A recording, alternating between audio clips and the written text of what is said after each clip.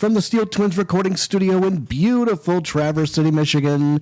It's your boys, the Cannonball, the Cannon, the Steel Twins.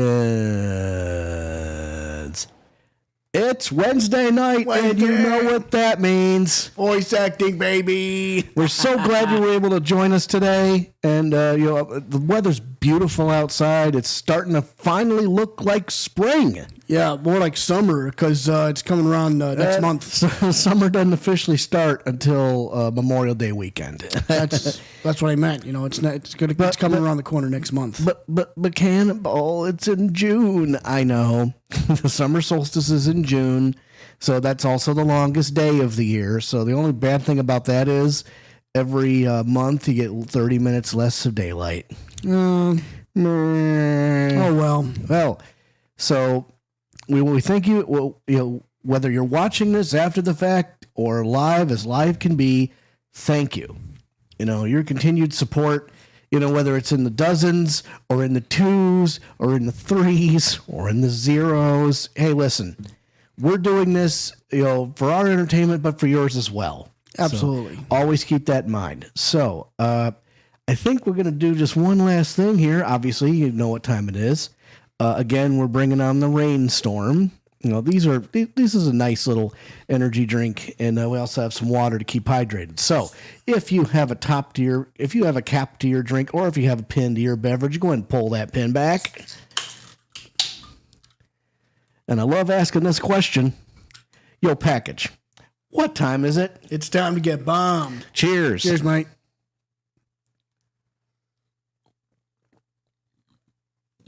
Yes, sir. Yeah, I'm gonna have to keep my mic as close to my mouth as possible so people can hear me.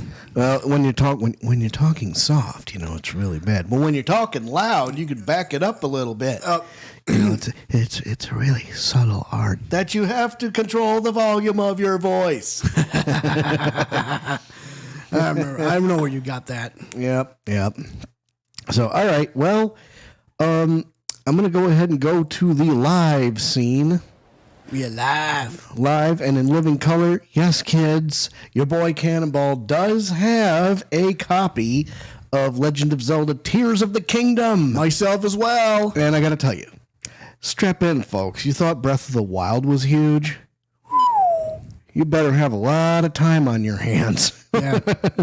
But that's not what we're here to play tonight. Nope. We're here to continue the case of the haunted lodgings in the Great Ace Attorney Chronicles. If I could say something real quick, Tears of the Kingdom is amazeballs. Well, we've only been on it for about a couple hours. We were a couple hours the other night, but yes, I would agree. I would agree, my friend, my brother, my comrade. It is indeed amazeballs. Hey, Ace Attorney Chronicles, it's Mr. Natsume's messy room. Oh, God. Jesus Christ, look at all those books. Imagine the smell of this room. Oh, my God, I don't want to think about it. Okay, the Memoirs of the Clouded Kokoro, Episode 2, Investigation, Part 3, 2, 1. Action! Good news. The check cleared. It's go time. Let's see, 22nd of February, 1:11 p.m. Naruto's Legal Consultancy. Why is it? Oh, this is before the desk got put in. Oh, okay. I was freaking out for a second. Whew. We made it back in one piece. Just. To be perfectly honest, I thought we were finished there for a while. Oh, I know. What a lot of close shaves. There are so many carriages on the streets of London, you were very nearly flattened several times. Oh, no, I didn't mean that. And speaking of close shaves, your boy here might need some shaves, too. Yes. I'm starting to look like Santa Claus. More like Santa Claus from the Attitude Era. Anyway. Yes, I know. It was a marvelous defense, Naruto-san. It really was. I was in awe of you. Oh, thank you. And now that your frivolous exploits have won us some more precious investigation time... Let's see if we can't find some new clues for court tomorrow. Yes, let's do that. Is everything all right? I suppose. I still can't quite believe it, that's all. And I'm here in England working as a lawyer, I mean. The Old Bailey, no less. Truth is, it shouldn't be me, should it? It should be him standing in my shoes. It should be Kazuma. It was Kazuma-sama's wish that you follow him to Great Britain and work alongside him. Yes. I mean, I never had the chance to ask him exactly why, but he clearly had a plan. I wouldn't be here today if it wasn't for him. And you're doing wonderfully, Naruhodo-san. I've no doubt that Kazuma-sama would say exactly the same if he were here with us. And if you guys have been sticking around with our videos, in the very second episode of this game, he met with a tragic end. Somebody pushed him onto a bed and he broke his neck. Oh, God. Sucks. So, anyway. Thank you, Susato-san. Thank you.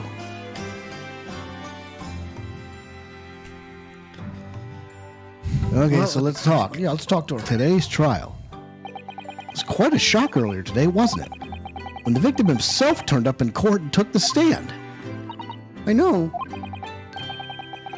Not only that, but then finding out he is actually a barefaced gas thief as well. Yes, that was certainly a surprise to us all. For a while, it seemed as though everyone had quite forgotten about Saseki-san poisoning the tea. Careful of your phrasing, Susato-san. He didn't poison anything. There's more to this Mr. Shamspear than we yet know.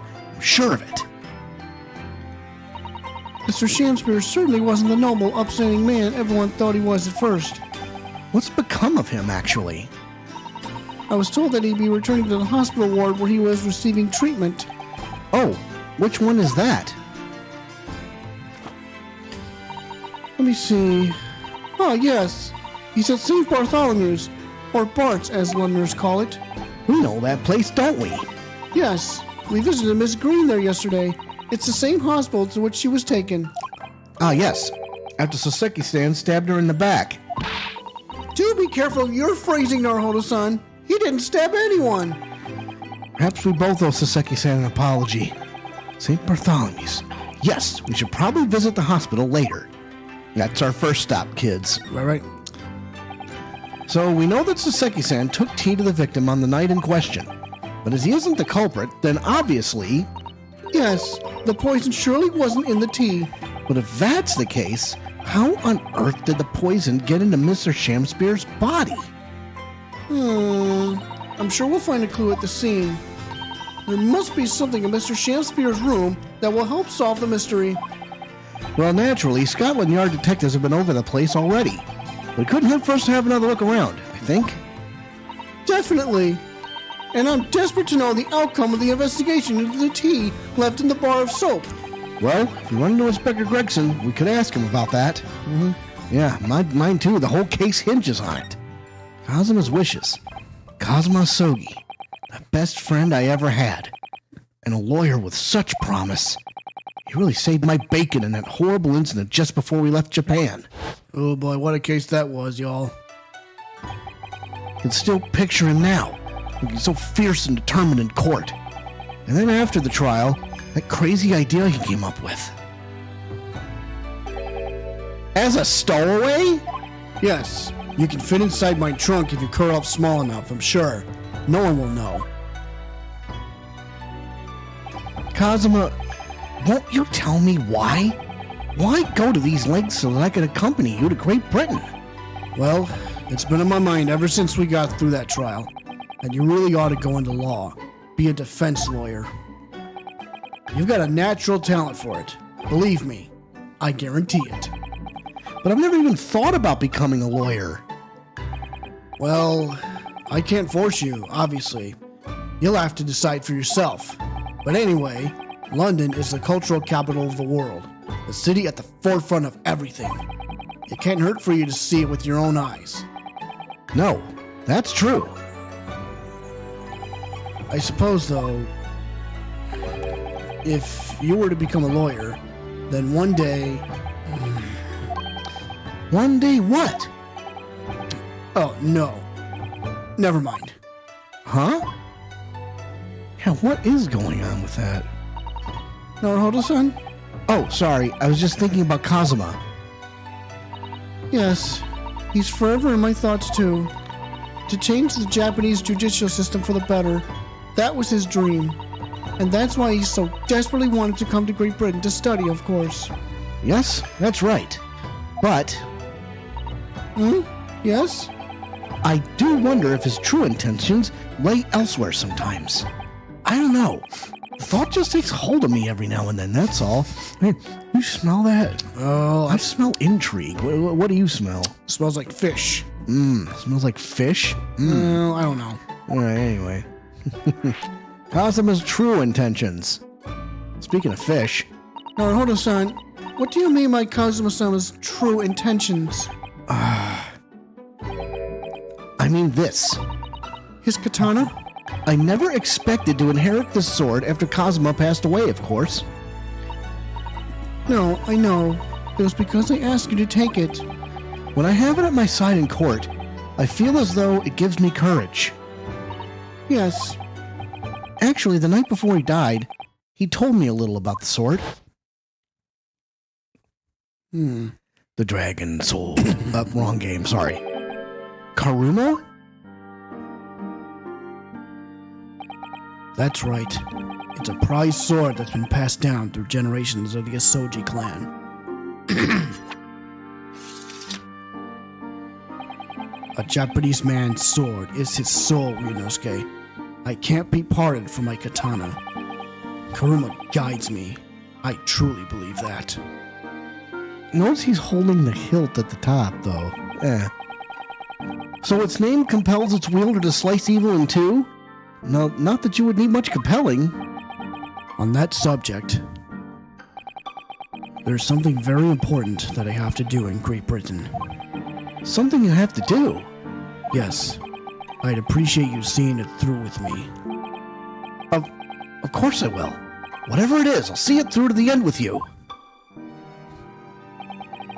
I knew you wouldn't let me down. What did he mean by something very important that I have to do? I had hoped that the answer to that question would become apparent when we arrived here, but, as yet, I've not found a single clue. I see. Well, All right. we'll find something eventually. All right, well, let's see if we go to St. Bart's. No, we're going to Mr. Sholmes' suite. Okay. So, what do we need? 22nd of February. Sholmes Suite. Oh, Bruno and Susie. Hooray! You're back. Hello, Iris. You're in fine spirits as always, I see. I am. And you look as immaculately presented as ever, Susie. Oh, you flatter me. Well, you couldn't have come at a better time. I just made a pot of tea. I'll set some cups. Really? Thanks, Iris. But actually, what is that foul smell? Aha! The Wanderer's return at last. Where on earth have the pair of you been? We've been in court? Oh, for Mr. Mustache's case. That was today, was it? I'm sure I mentioned it only yesterday, Mr. Sholmes. I'm sure you think you did. Well, we can laugh about it now. So, tell me, how did the trial go? Reasonably well so far. We've managed to escape without a guilty verdict, at least. Really, I would have liked to see it. And I must pass the time of day with Mr. Reaper again. It's been too long. Is Lord Van Zeek's an acquaintance, Mr. Sholmes? Naturally. There's not a person in the world who doesn't know my name, Mr. Naruto. Not quite what I asked, but still. Mr. Sholmes, whatever is that odor? Yes, what is it? It's faint, but absolutely awful. Ah, indeed, that's the scent of victory, my dear fellows. Victory in science. Oh dear. All right, I'll bite. What's he up to now? Okay, Let's talk to him. Lord Van Zeek's. Lord Berg von Zeeks. Yes, it's an interesting sobriquet he has, isn't it? The Reaper of the Bailey. Once the legendary prosecutor has fought for someone's conviction, that person is doomed. Even if he or she is found not guilty by the courts, sooner or later the hapless soul will vanish from the capital. But vanish how exactly? By falling under a passing carriage, or drowning in the Thames, or succumbing to a sudden fever, or quite out of the blue being set upon by a highwayman. There are numerous routes to one's final terminus, my dear fellow. All seems a little far-fetched, really. Well, on the bright side, Mr. Mustache is fighting fit, for the time being at least. That's not overly reassuring. If the rumors are true, though, the obvious conclusion would surely be that those acquitted are, well, by Lord Van Zeek's own hand.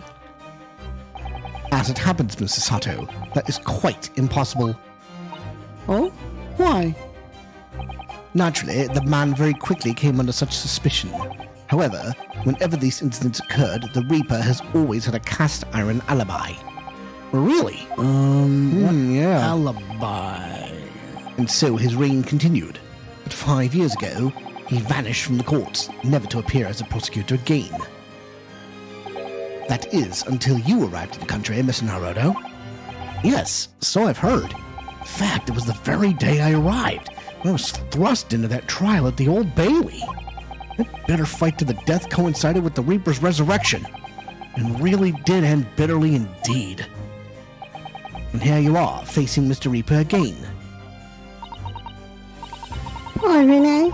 I don't know if you're just incredibly unlucky or incredibly unlikable.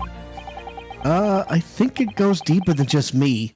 I sense a general loathing of all Japanese people. Okay. What's that? Okay, what the hell is that smell? So, what is that indescribably foul smell? Dookie! I had to say it. Well, most probably this, I would say. What is that? My dear fellow, it is, of course, my latest invention. A chemical test that can identify whether or not a tea is genuine at the drop of some tea. Oh my! There are some unscrupulous sorts manning the stalls along some of London's less frequented streets. They regularly sell what purports to be high-quality tea, but is in fact merely dyed leaves of drab flavor. Well, it's certainly unsavory behavior. So, when one is presented with what appears to be black tea, one must be careful. Iris? At the ready, Hurley. Let us add a drop of my chemical to this cup of tea here. Do you see what happens? Ugh. It's turned completely black! And what a foul odor it's given off! Indeed, the blacker the tea becomes, and the more foul the odor, the better the tea is. It would appear that this cup was a particularly fine Darjeeling. That's very ingenious. But what do you do with that black liquid now? Why, dispose of it, naturally. Surely you wouldn't like to drink it, would you? There does seem to be a rather obvious problem with your new invention, Mr. Sholmes. Hence why this chemical test is merely a test, my dear madam. Right. The point is, we are entering a new era of science. In the world of criminal investigation, also. Yes, forensic science. Oh, these are such exciting times.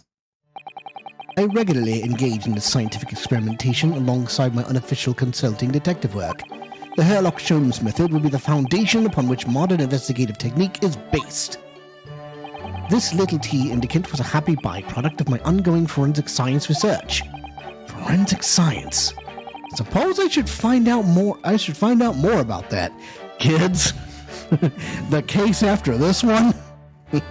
Strap in. You will get a front row seat. Oh yeah. Okay. I'm so excited. Yeah, I'm getting excited too. Just so you know. Japanese people. With this Natsume, who I'm currently defending, being Japanese as well as Mr. Sato and myself, I felt it even more keenly in court today. For some reason, Lord Van Ziek seems to have an inherent disdain of the Japanese. Indeed, it is an interesting observation. Do you know something about it? Do you, Mr. Sholmes? It was about 10 years ago that Barak von Zieks chose to enter the legal profession. However, before that time, the young man's closest companion hailed from the Empire of Japan. No! What the? Tell us more, Mr. Sholmes. What happened? I believe I've made it clear before. I'm unable to tell you anything about the affair. Uh-oh. Oh, but...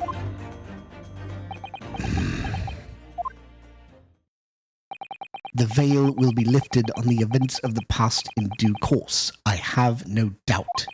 For now, however, it is Mr. Mustache who is most deserving your attention, I believe. Yes, I agree. But what the hell? Okay. So, your T-test, is that an example of forensic science? Indeed it is.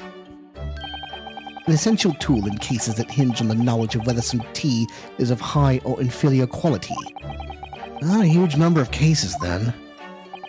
Perhaps a more practical example is required. Fingerprints? Not yet accepted in our courts as evidence, I might add. Really, we are dragging our heels there. I haven't even heard of them until recently. Which is partly why I undertake research in this field myself, of course. Does that mean you're studying fingerprints, Mr. Sholmes? There are others in that field already, and I abhor the company of inferior minds. No, what I am researching is skin prints. Skin prints? Skin prints? Nomenclature of my own design, as is this chemical agent that makes it possible. It instantly reveals objects touched by whichever person is under investigation. Brilliant, Mr. Sholmes. As long as it doesn't turn everything completely odorous and black. I assure you, my dear fellows, you will witness my forensic talents in action very soon indeed. Yes, we will. Oh, yeah. Oh, yeah. Well, I think we should go back to the scene and see if we can uncover any new clues.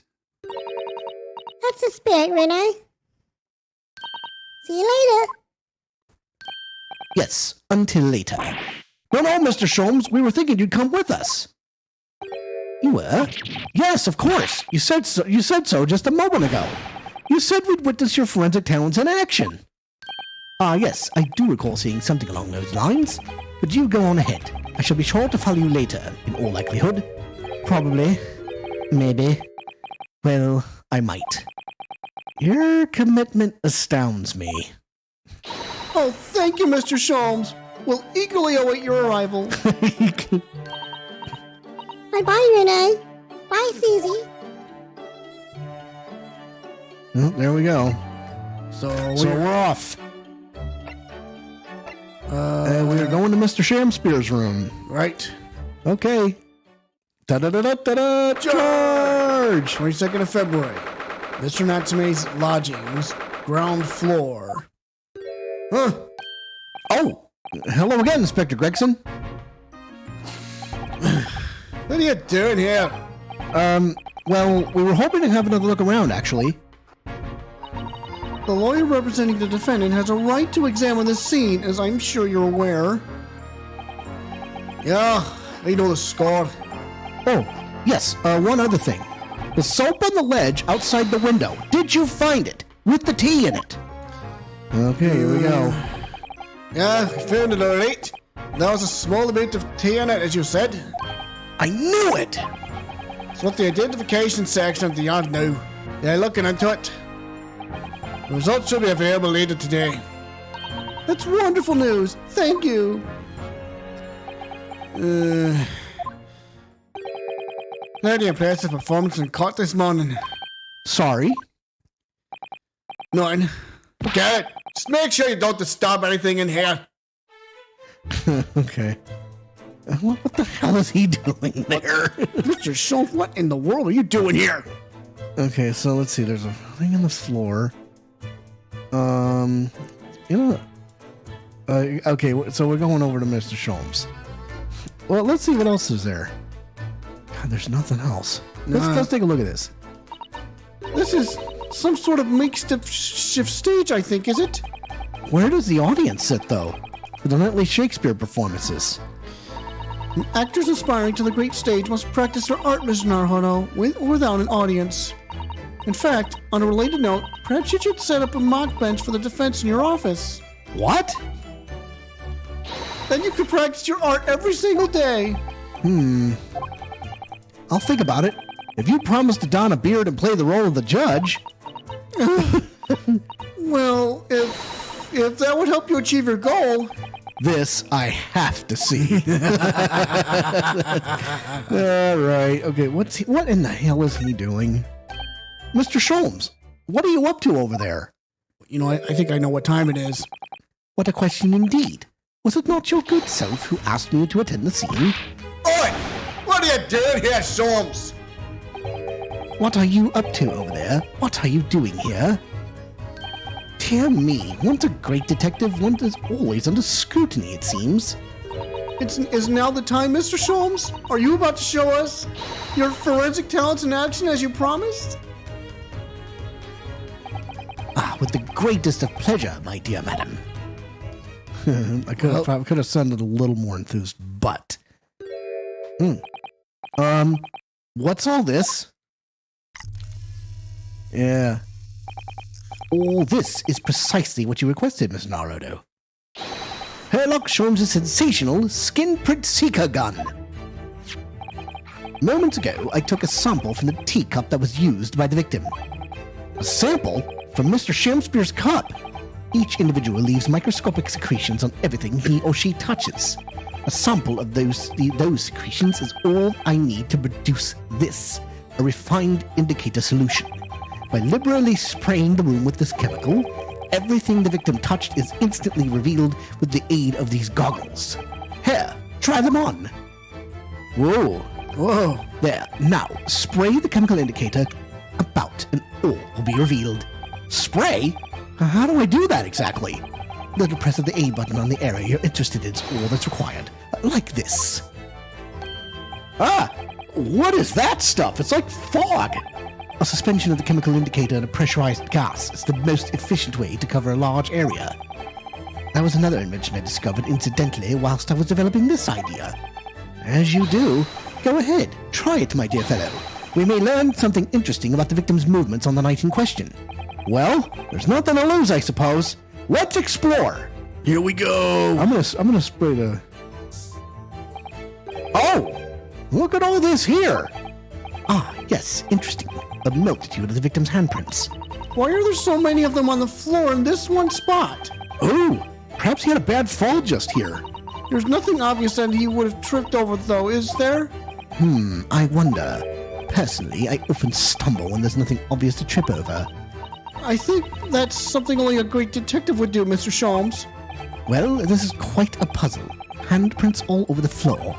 Yes, there's no obvious explanation. Yet. Well, what happens if you open the, Look! There are dozens of handprints here! So there are. A great many indeed. So much that it's hard to pick out any one individual print, in fact. So much so. It sent a chill down my spine. Perhaps he was leaning against the wall while he admired this picture? Unlikely, I would say. It was a rather dull scene, after all. And without wishing to state the obvious, you wouldn't generally admire a picture from such close quarters, I feel. Oh, very true, Mrs. Sato. It's a bit of a mystery, then. Could a safe be involved? Maybe. Alex, thanks so much for liking the stream. Hey, Alex. Thanks for joining us, man. Well, we sprayed Mr. Sholmes' amazing skin print indicator all over this room, didn't we? We did, but there are two places in particular that are of interest, I would say. The handprints on the floor there, and on the wall by the picture, you mean? Yes, and I think the floor warrants closer investigation. I won't be a moment.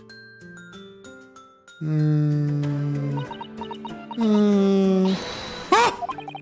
What is it, Mrs. Sato? Listen, Naruto. One of the floorboards just popped out. You mean it's a secret hiding place? What excellent work, Mr. Sato. So, what do we have in here? Oi! What are you lot doing? Inspector Gregson. Stand aside right this minute. It's my job to investigate there. No need, Inspector. You continue to dig into your portion of chips, whilst we dig around under the floor here. Your fancy talks put me off my feet anyway, Sholmes. No bit of evidence is exactly what I need.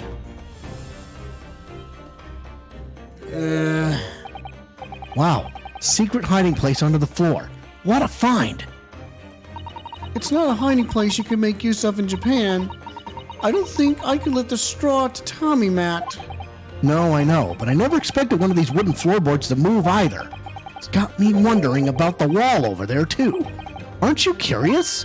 Oh! I'll investigate at once. Let's see. There's nothing behind the picture, sadly. Only the wall. How disappointing. Then, how do you explain the handprints? I really can't think why anyone would have been touching the wall over and over in one place like that. Click. Oh, picture. There you are, a print for you. The photograph of the handprints on the wall has been entered into the court record. Traces of handprints on the wall discovered using the skin print seeker gun. There are multiple prints on either side of a hanging picture. Oh, thank you very much. This invention can make prints too? Now then, I wonder if Inspector Gregson has found anything under the floor there. I'm desperate to know. So am I! I mean,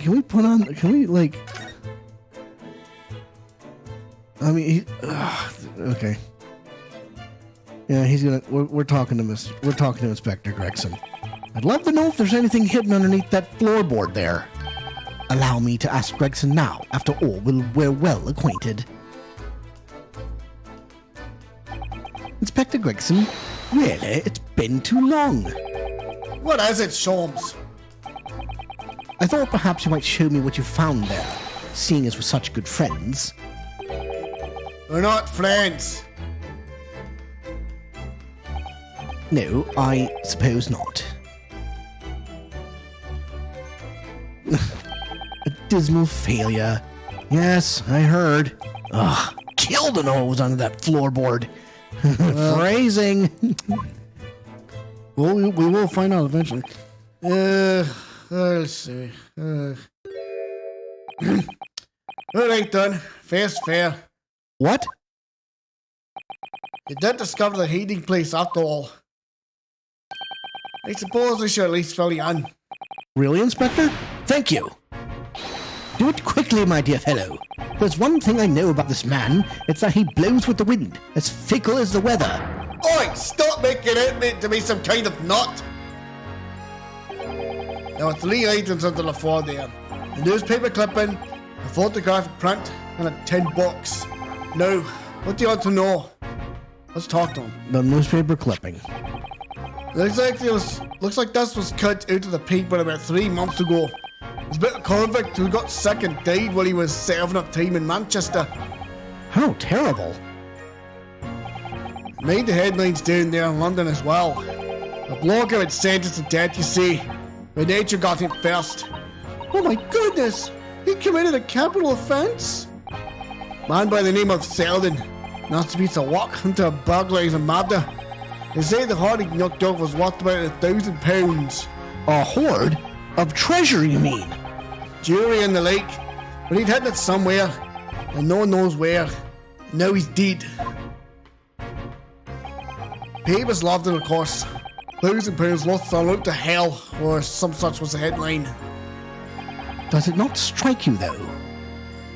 Why such an article would be so carefully ensconced under the floor?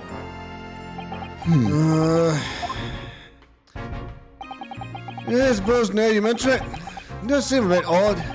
Perhaps I'll go over the paperwork we got in Selden back in the yard and see if I can turn anything up. Capital offender article has been entered into the court A record. newspaper article about Selden, a criminal sentenced to receive the death penalty. However, he died of illness in prison whilst his loot remained undiscovered. Photographic print. So, thus is the photograph I found. Looks reasonably recent to me. Hey, wait, That's John Garrett. what the? Look at this. Yes, it would appear to have been taken on the street in front of the house here. And the gentleman on the left is Mr. Garrett, the landlord, of course. But who's the young man on the right? Mr. Garrett's son, perhaps? We'll talk to Garrett about it. Perhaps. You can take that print if you like. Really? Are you sure? We can presume, therefore, that the yard already knows the identity of the young fellow, that is. Ah, is that true? Well, that's too bad if we do. Fortunately for your lot, leaking information is one of my pastimes. My dear Inspector, if I may be so bold as to point something out. Pastimes are for one's leisure, but this is for work. All the more reason I'm not telling you. A dismal failure. Yes, I heard. The hidden photograph has been entered into the court A record. photographic print found in Mr. Shakespeare's room. It shows the landlord, Mr. Garrett, together with a young man. Yeah. I wonder why a photograph like this was hidden under the floor. I mean, Mr. Shakespeare himself isn't in it. Photographic prints are still rare treasures in the East End. I imagine Mr. Garrett was rather delighted to have been immortalized. He probably made a proud present of it. And the $10. No, this $10 looks interesting, doesn't it? Might I suggest, Inspector, that you open it? If you were to find something inside that reveals the truth behind this case, I wouldn't be in the least surprised. Yeah, funnily enough, I've already had a look. It's completely empty. What? Shakespeare! Give us a clue, man! You didn't even have the chance to utter a word, Mr. Naruto. But anyway, at least we found out what's inside the box. Yes, thin air. It's empty, rather like how I feel inside. Is there nothing more to this box then? I wonder. I wonder if we'll take it. Oh, there's Wagai!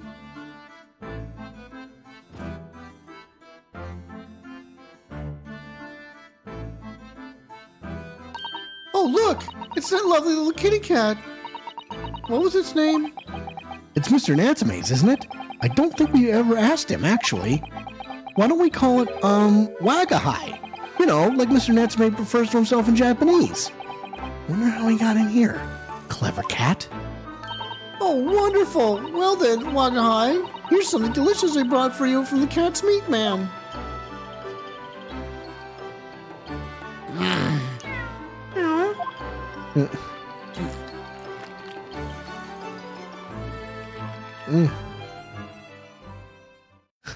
Nice sleeping. He couldn't be happier now. Look. I just hope he can bring some happiness to his owner, too. All right, now what? I guess we're moving now. We're moving to the prison cell. Why, I wonder? Okay, well, whatever. Story mode. 22nd of February, local prison, cell number 9. Oh, Mr. Natsume is back. So he is. Mr. Natsume, hello?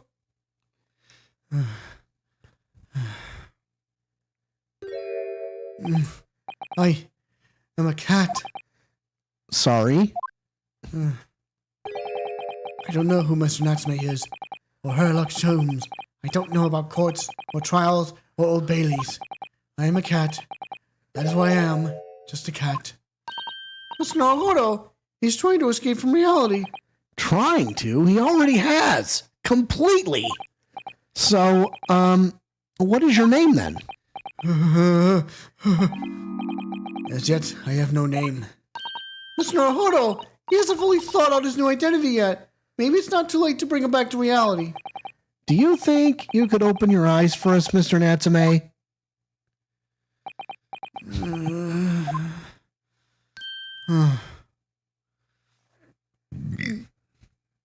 Excuse me. I am not a cat. It worked! He's back in the real world! What's going to become of me? No! Don't answer that! It's obvious! My accursed soul is never going to escape this accursed fate! Mr. Natsume, no! This morning's proceedings in court prove that there's hope. Excuse me.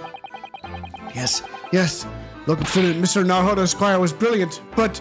What? The Reaper is omnipresent! In court! In my lodgings! Here, there, everywhere! What's he looking straight at me for? I think perhaps there are some things we should discuss.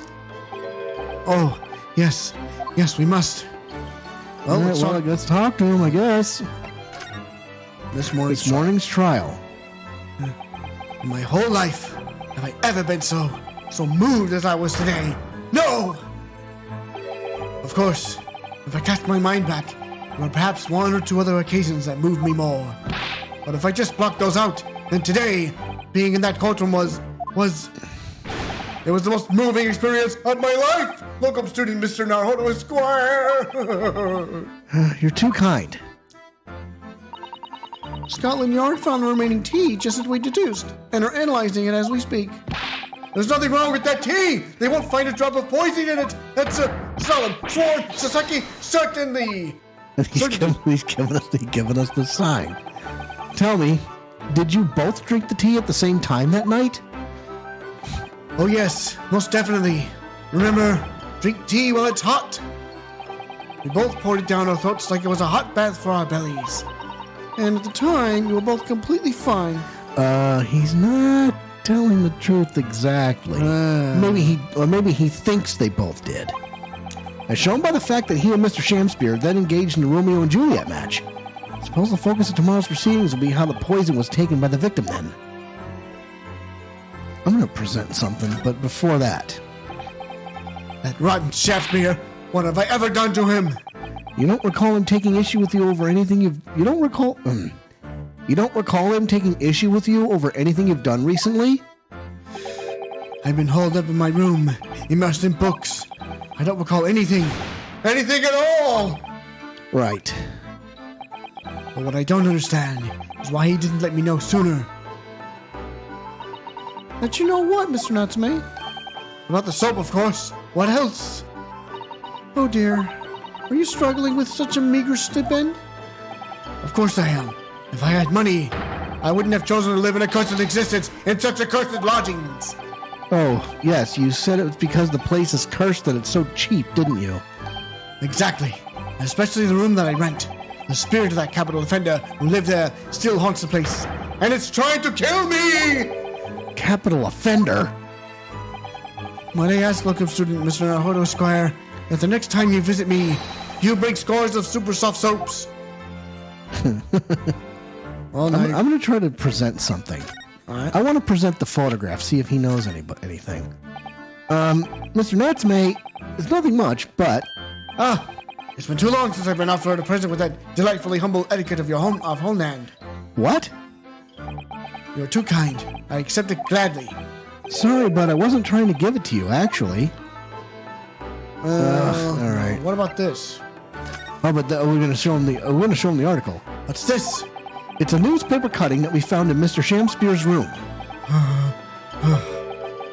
So he knew, did he? Sorry? About this man, Selden, a convicted killer, and the evil spirit behind the curse that affects my lodgings. Flicks. What? He's already taken one young man's life, and now he's trying to take the life of another, a miserable, mustache, much maligned Japanese man. Mr. Natsume, if you know something, please, you must tell us. Tell us everything you can about this evil spirit. Yeah. Capital offender, Selden. The truth is, I didn't know the details myself until very recently. That Selden man was arrested about a year ago now, and at the time, he was hiding out in lodgings at Mr. Garridup's house. What? He lived where you do now? That's right, yes. Exactly where I live now, in my very room. Oh my! Your room was previously occupied by a criminal found guilty of a capital offense? And moreover... But before his sentence could be carried out, he died in prison. That was 3 months ago now. And that's when it started. The curse. What really is this curse you keep mentioning, Mr. Natsume? It has already caused one death. A few months after the criminal passed away in prison, a man died in the room. The man who rented it after Selden, in fact. The poor lodger. He was found dead in mysterious circumstances. The room was locked from the inside. Locked from the inside? Exactly like the case we're dealing with now. So that's the convict's curse, is it? Yes. Well, that was the start of it. Oh, there's more. The convict's curse. Do you have any idea how the lodger before you passed away, Mr. Natsume? The official cause of death was asphyxia. When they discovered the body, the room was full of gas. Gas? I only found that out after I signed the lease. When Mr. Garrett came to tell me later, I couldn't stop myself trembling. In fact, if I'd known beforehand, I'd probably have been too scared to take the room. Landlord's lease, luckily legal! Lucky for Mr. Garrett, maybe, but not so lucky for poor Mr. Natsume. Ugh. And now you believe this curse is affecting you? It is. At first, I just felt as though I was being watched all the time. And then you talked about having nightmares, didn't you? The dead are trying to take me with them. They come for me and try to suffocate me. Just when I'm struggling to breathe, I wake up, and the room is as cold as ice! But why is your room so cold? London winters are too cold to bear without any heating on overnight.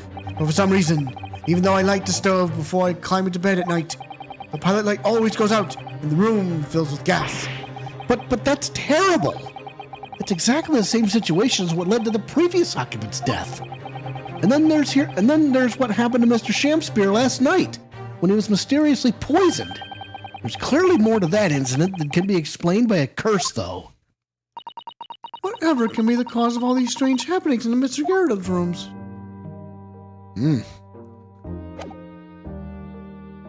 Well, I guess we're moving, and then we might be even going to Garrett's room. Yes. Okay. 22nd of February, Mr. and Mrs. Garrett's room. Ah, you're here now, Mr. Garrett.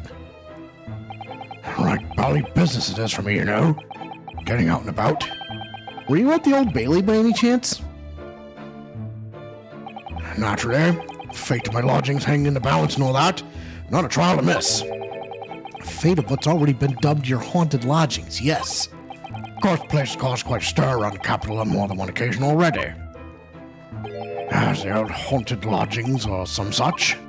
Ah, well, at least he knows. Makes you wonder what the blazes is going on, don't you know? Yes, I'm sure it does. In fact, thinking back to Mr. Natsume's other trial just 2 days ago, you were at the Old Bailey then as well, weren't you?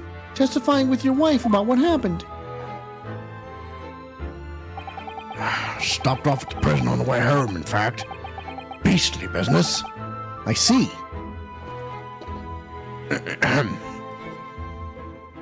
I'm going to show him that picture first.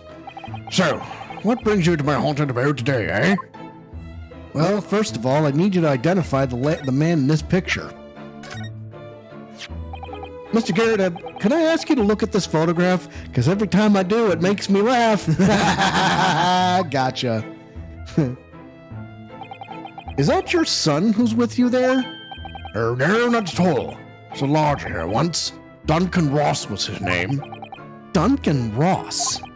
Street photographer happened to be passing, so I asked him to take a shot. Just for kicks, really. Was he by any chance the lodger before Mr. Natsume? Yes, that's right. Ah, the young gentleman who died in the room in mysterious circumstances. Just what Mr. Mustache was waiting for, one might say. Yes, young Duncan lived in the room at the top of the first flight of stairs before that Japanese chap. Would you mind telling us a little more about him? Okay, so let's first of all go to your lodgings. Fishy fellow from the Far East. Failed after trap questionable character, eh? Yes, house does seem to have become something of a magnet for rum fellows of late. Thanks to that bally curse. The convict's curse, you mean? Heard stories, have you? Rotten scoundrels arrested here. Then the next chap in the room goes keels over. Then there was that woman who dropped dead just outside on the street. Not to mention the actor yesterday. Am I next, eh? Well, can't help but get the collywobbles, can you? When you say the woman who dropped dead outside on the street, do you mean Miss Green? Because Miss Green, who was stabbed by the knife, and Mr. Shamspear, who was poisoned last night, are both very much alive still. Yes, well, so is that blasted convict's curse, it seems. Personally, I should be quite content with such lodgings. Bath, toilet, fireplace, a fascinating history. Why, it sounds like a lap of luxury. I'm not so sure about that. Well, there's no bath or toilet included. No fireplace either. But you do look out for your tenants, don't you? By watching the rise and fall of the flames in your gas lamps up here. Yes, never hurts to keep an eye on things. In case there are any mishaps or such like. I think you've had your mishap already, sir. That's not helpful, Mr. Sholmes. Heaven forgive me, the words just came to my lips. Bastard. All right. There's some fishy fellow from the Far East. Failed after trap questionable character, eh? There's no need for that, Mr. Garrett. That's right. Mr. Natsume is in no way fishy. He is undeniably peculiar, however. Is it right that he took the vacancy immediately after the previous tenant passed away? Yes, that's right. There's the estate agent to find someone and he popped up the very same day. Never came across a chap so keen for a place with a background, as it were. I don't think it was the room's background he was keen on so much as the cheap rent, actually. So, how long has Mr. Shamspear been lodging under your roof? That failed actor chap? Let me see. Of course. Yes, it's been 3 months now. Quite sure of it. Only 3 months. He's quite new here too, then. And to what do you owe your certainty in that regard, Mr. Garrett, if I may ask? Well, such Selden scoundrels, it happens. Selden? The convict, you mean? Do Selden and Shamspear have some kind of connection, then? Shamspear's tenancy. That convict chap, Selden, passed away in the clink 3 months now. Passed away in the clink 3 months ago now, you see. Some malady or other. Yes, we see the report from the newspaper at the time. Well, it was only 3 days later that the tragedian showed his face. The actor fellow. Really? Yes, I remember it quite distinctly. 'Tis small, this world we inhabit. Prithee, landlord, hear my request. I, the humble Shamspear, do desire to take thy room on the middle floor offered erewhile for rent. Terribly sorry and whatnot. That won't be possible. Already have a lodger on the middle floor. Ground floor room's vacant, though. Nothing can be made out of nothing. Let me repeat mine will unto thee. Those cows must be muffling your ears. Room on the middle floor's taken. Ground floor or nothing. Very well. We have an accord. Glad to hear it. Welcome to Briar Road. No, a Shamspear dance to celebrate. Bastard. What I heard in court today, sounds like a chap was thieving gas. He was 3 months in arrears with the rent, too. And this fellow was a bally player, all right. Thank you for your candor, Mr. Garrett. We are most grateful. By way of appreciation, allow me to say 1 or 2 words. Give me my robe, put on my crown. I have immortal longings in me. What's happened to you? Shakespeare, my dear fellow. One of his most famous lines. I wish to divulge my own learning of the subject, for I have a turn for literature too, you know. Perhaps you could turn your attention to more apt lines, then. The lodger's death. Yes, Duncan Ross. Young chap was attending art school. Had to work to pay for it, mind. Moved into the middle floor room about a year ago, after that criminal Selden was arrested. Young students are always on the hunt for rooms with a history behind them. A history of cheap rent, maybe. Yes. Yes, well, anyway, it's one morning about a month ago now. Hadn't quite worked out the old trick of watching the gas lamps to see what my lodgers were up to at the time. So sadly, it was rather tardy to discover what had happened. The smell of gas that alerted me it was. Ah, yes. Synonymous with the smell of death. Called the police straight away, of course. The officer kicked the door off its hinges. Once we got inside, the old belly collapsed. Because of the gas. Yes, the room was full of it, no air at all. The stove must have gone out while the poor chap was sleeping in his bed. So Mr. Ross suffocated to death. Of course, the police gave me some ticking off because the gas pipes surged and all that. Can't tell you how much it set me back to have the lot replaced all over the house. And even after you had all that work done, Mr. Natsume says the same thing. That the stove goes out at night while he's asleep in bed. Well, that's the bally curse. Convict's curse. I've done my duty as a landlord now. Someone's feeling defensive.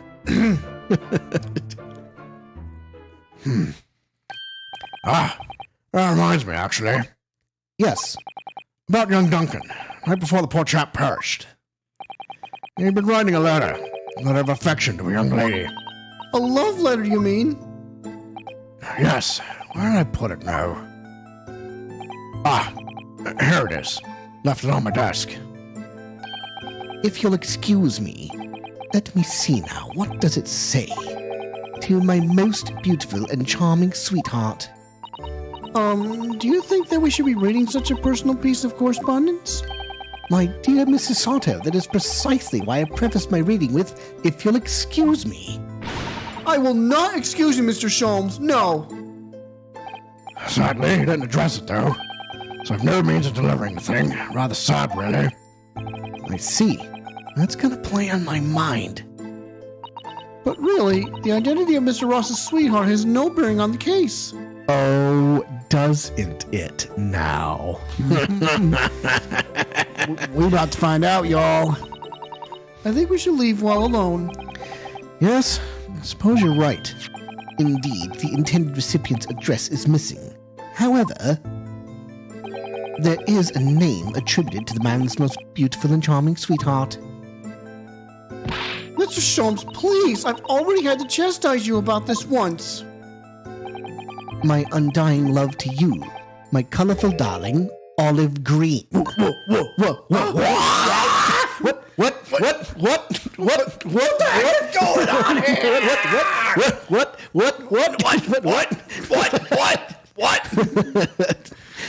Yeah, that's... Oh, Olive Green?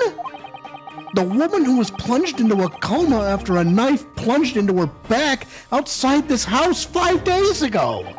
The victim of the last case Soseki-san was in court for, who regained consciousness only yesterday. Is it just chance that her name has come up now? Could it possibly be a mere coincidence?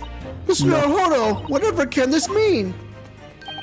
Reading personal correspondence can have its merits, you see, Mrs. Sato. Oh, come on. Was that the treat I was waiting for? Or? Well, I mean, there's more, but I mean, that was a good one. All right, what else are we doing here? I guess we're moving. Must be off too. Miss Green's hospital bed. Oh boy. Yeah, boy. Well, 22nd of February, St. Bartholomew's Hospital. Recovery ward.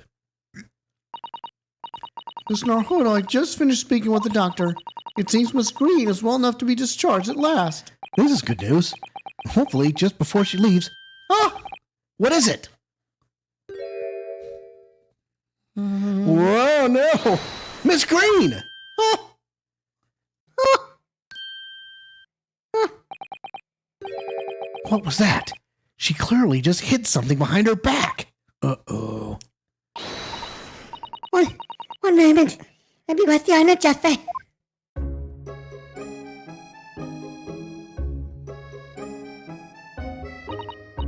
Oh, hello everyone. What are you all doing here? The doctor has said I could be discharged, so I'm just getting my things together. Miss Green, what were you just doing? Oh, nothing really. I was just about to take some medicine the doctor prescribed for me, that's all. Well, we were hoping to have another quick chat with you, if that's all right. I don't really have anything else to tell you. All right, she's definitely behaving strangely. Let's see if we can't coax something out of her. Let's present something then. Yep. I'm thinking it's the photograph. Or, Yep.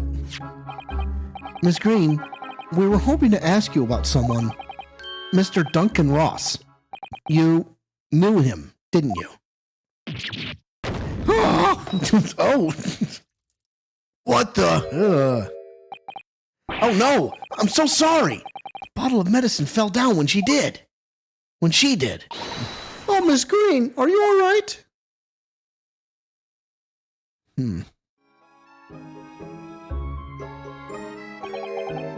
I'm so sorry. I didn't mean to startle you like that. No, it's all right. I just wasn't expecting it. But how did you know about Duncan? Mr. Ross had been writing a letter when he passed away. The landlord found it in his room.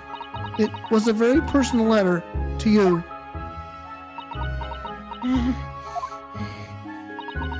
It was at the art school. That's where I met Duncan. A year ago now. He was working to fund his studies. He turned to becoming a professional artist one day. And the two of you became romantically involved? Yes, that's right.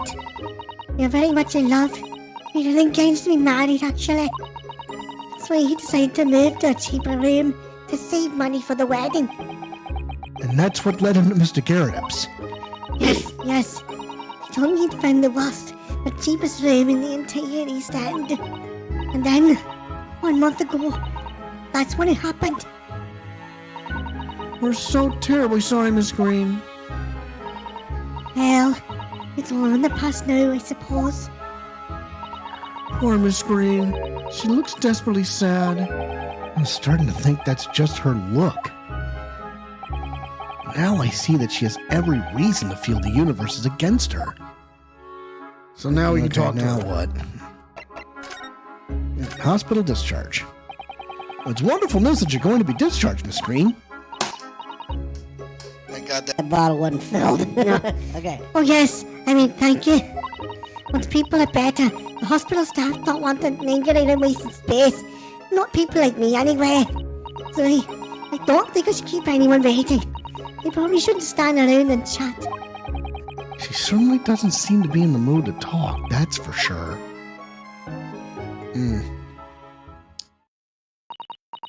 I do hope you won't think I'm being rude, but would you mind leaving me in peace now? I have to leave the hospital soon. Oh, I'm so sorry. We didn't mean to hold you up. Of course. We'll be on our way. Mr. Nahodo! Mr. Nahedo, surely you were not about to leave. That's quite out of the question. Uh-oh. What?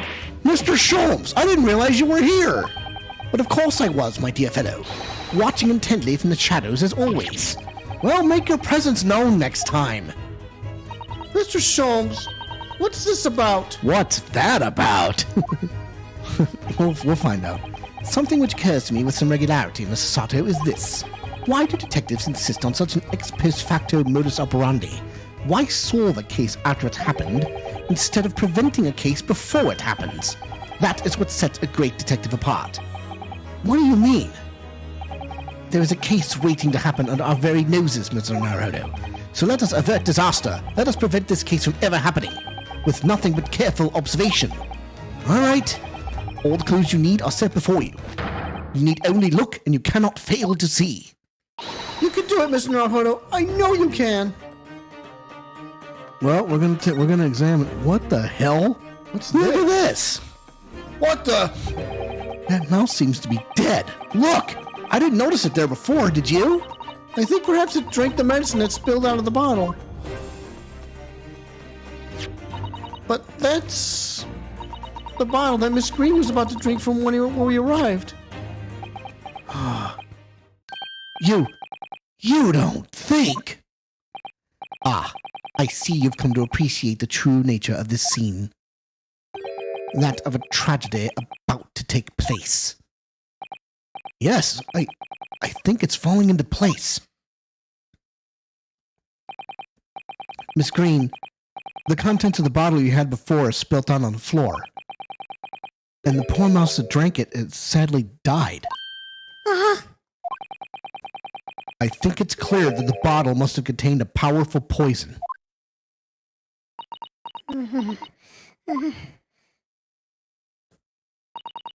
Don't worry.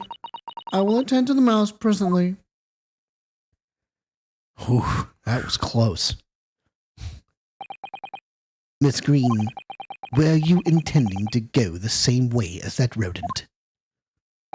To take your own life? Once we left, you would have put it to your lips again, wouldn't you? And taken the poison.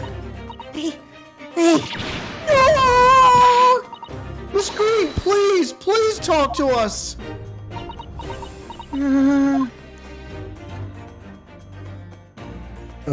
We gonna look at this? Yeah, look at that. Yeah, let's see. It definitely feels as though this card must be relevant. I mean, when we first arrived, Miss Green was standing with it in her hand in what could only be described as a very tense atmosphere. Yes. It may very well be related to whatever incident Mr. Sholmes believes was about to happen here. Perhaps we should ask Miss Green about it. Sure thing. Yeah. Suicide. Dark topic. 10 seconds later, and we would have arrived at a very different scene here. In all probability, we would not have enjoyed this most delightful conversation. Of course, perhaps it hasn't been quite so delightful from your perspective, Miss Green.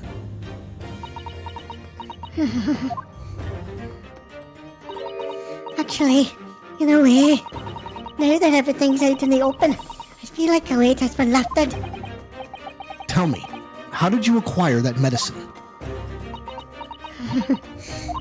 Well, with this being a hospital and all, when the doctor comes to examine me in the mornings, he always leaves the medicine cabinet open for a while.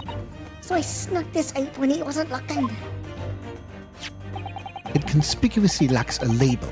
I wonder what it contains. I wonder indeed. Oh, yeah.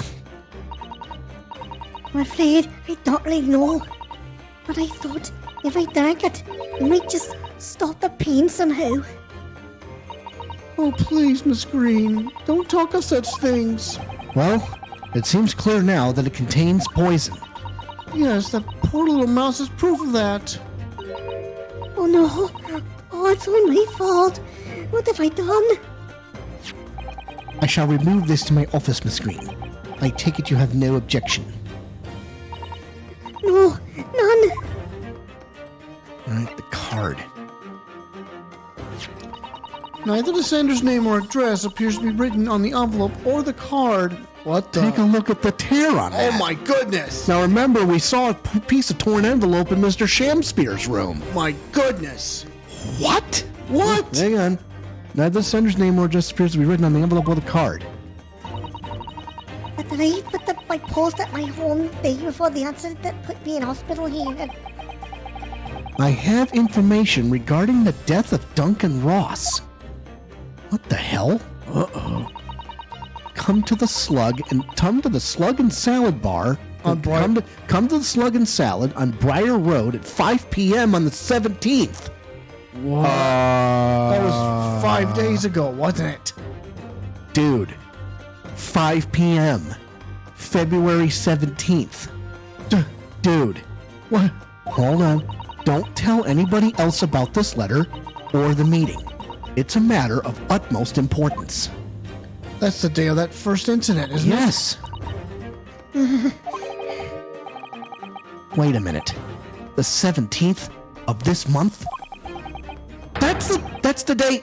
That's the day you were stabbed on Briar Road. We gotta do it again. What? What the heck is going on here? What is happening? What? And 5 p.m.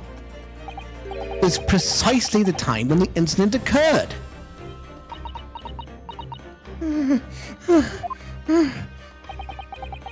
The Slug and Salad. Yes, a pub on the northern corner of Briar Road. Briar Road? Being the street that Mr. Garrett's house is on. Does this mean that... Yes, I'm sure you've guessed. That day, when he was stuck in the back by the knife, he was actually on my way to the Slug and Salad. Goodness! So that's what you were doing on Briar Road that day. I'm sorry I didn't see anything before. Holy shit! What in the world? I think I will have to ask you to excuse me now. I've told you everything. Yes, I'm very sorry to have... Yes, I'm very sorry to have had to drag up such painful memories for you. No, that's fine. Miss Green. Please, promise us you won't try to do anything like that again. Yes, don't worry. My detective friend has a bottle now anyway. And besides, he's been stabbed in the back and had a close shave with a bottle of poison, and I'm still here. I think he doesn't see things through to the end. It might sound a little conceited, but, well, that's how all this has made me feel. Aw, there you go. There you are. Leaving Miss Green and St. Bartholomew's behind, we made our way back to Break Baker Street with Mr. Sholmes. Holy smokes. Well, it would appear we've reached the end of the investigative trial for today. Trail. Yes, it's late. And Miss Nardo, did you discover anything that may be of use to you in court tomorrow, do you think? Details about Mr. Shamspeare. No. Details about Mr. Shamspeare. Mr. Garrett's lodgings. The convict Selden. There are many facets to this case, and we're yet to see to the heart of it, if you ask me. That's my feeling, anyway. I can't help wondering about the results of the analysis. In Mr. Natsume's tea, you mean? Yes. Will they have found strychnine in it or not? Well, I fear that either way, it will be hard to escape the grip of our friend Mr. Reaper. Oh dear. Yes, Peric Van Zeeks. But I wish you every success, of course, and though I was late to rise this morning. Tomorrow will be a new dawn. I intend to spring from my bed at a crisp hour and attend the trial. Mr. Sholmes, you're gonna come? Indeed, whatever happens, I shall be there, assuming my eyelids cooperate in the morning. Well, I think we've done all we can. All that's left is to remain focused and keep fighting for Mr. Natsume's case until the very end. Okay, well, we got 45 minutes left. London, the world's most prosperous city, home to some 6 million people. But away from the razzle-dazzle, down back alleys and behind bricked-up windows, the lonely lurk. Soseki-san had battled long and hard with loneliness during his many months here, and so I felt honor-bound to battle equally hard for my compatriot, to lift the curse that gripped him. As Mr. Sholmes said, tomorrow would be a new dawn, for all of us. Let's keep going. Yes. I mean, wow. Wow. Wow, indeed. I cannot believe that Cannot freaking believe we got these. I mean, well, we skipped through a lot of stuff. Now, I can't believe you made the discovery of Olive Green headed for the Slug and Salad. Like, what? What? Now, 23rd of February, 9:23 a.m.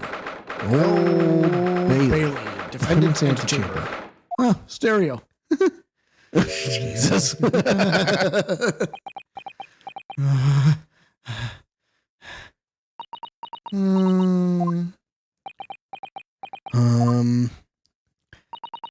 This is it then, Mr. Naruhodo. Hang on, I'm gonna do something real quick here. Can't find anything out of place. Well, Not yet. we don't have the other thing in evidence yet. No. Okay, never mind. Yes, it's time to put an end to this now. To the miserable curse that's been plaguing Mr. Natsume. To everything.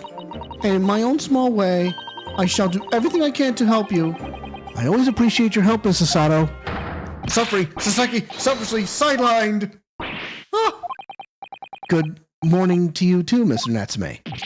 Good morning! Good morning, local student Mr. Nohono Esquire!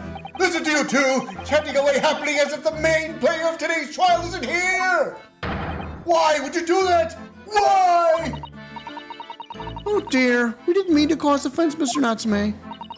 I thought perhaps that because you had your eyes shut so tightly you were meditating, finding inner calm. It seems wrong to disturb you. I was waiting. What's the matter, Mr. Natsume? You seem different somehow today. Why, naturally, that's because I've attained spiritual enlightenment. The path of literature, you see, is a journey to discover one's own death. Or such like. That's the sort of morning conversation I was hoping for. That's why I had my eyes shut. I missed the signs, I'm afraid. Somehow. You'll have to forgive me. And you mustn't talk of your path leading to you to death, Mr. Natsume. That was just an example! Oh, yes, here it is. Inner calm. You barely came to see me at all yesterday. I was sure you had abandoned me. And returned to our beautiful long-lost homeland! You've not even been in Great Britain all week yet. Yes, well, anyway, I intend to set everything straight in court today. I'm determined to uncover the truth. Huh. I've actually reached an important decision myself. Oh? What sort of decision? I shall fill you in after the trial. All right. It would seem Mr. Sholmes isn't coming today after all. It's a very clever message, I think. My dear fellows, you must win this battle on your own merits. It's a very clear message, I think. That he's overslept again. The great detective, my arch nemesis. Long may he stay away! If you ask me. Defendant, and your legal representative. The trial is about to begin. Make your way into the courtroom immediately. Sorry. All right. Today, once again, we face the Reaper. And when the Reaper stands for the prosecution, the defendant's fate is sealed. But I don't believe in that legend any more than I believe in Saseki-san's curse. The truth is hidden here somewhere, and I won't let it escape me. I have to keep believing in my client and keep fighting to the very end. That's all. What are we waiting for? Let's get going. Guns up. Let's do this. 23rd of February, 9:40 a.m. The Old Bailey courtroom. Order! All rise! In the name of Her Majesty the Queen, I hereby declare this court to be in session.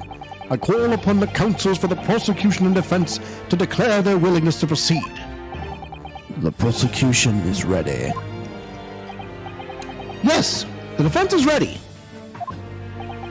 Very good. And now I call upon the 6 ladies and gentlemen of the jury, chosen by lot to represent the will of the people in this trial. Are you ready to proceed? Absolutely. Justice will be done. You mark my words. I feel obliged to say I feel especially ruthless on days when my hat is sitting just right. Oh, I wonder if you could adjust my hat for me. Please be as ruthless as you like. Thieves deserve to die if you ask me, especially gas thieves. I've no sympathy for the man at all. Look, I said it yesterday, and I'll say it again now. I don't have time for this. I've got my own problems. Oh, may the Lord show us all the light here and lead his flock to a righteous verdict again today. Now, Lord Van Zeeks, what can you tell us? The prosecution's report, please, for the court, in relation to the theory expounded by the defense yesterday regarding the defendant's tea. So he does have the results.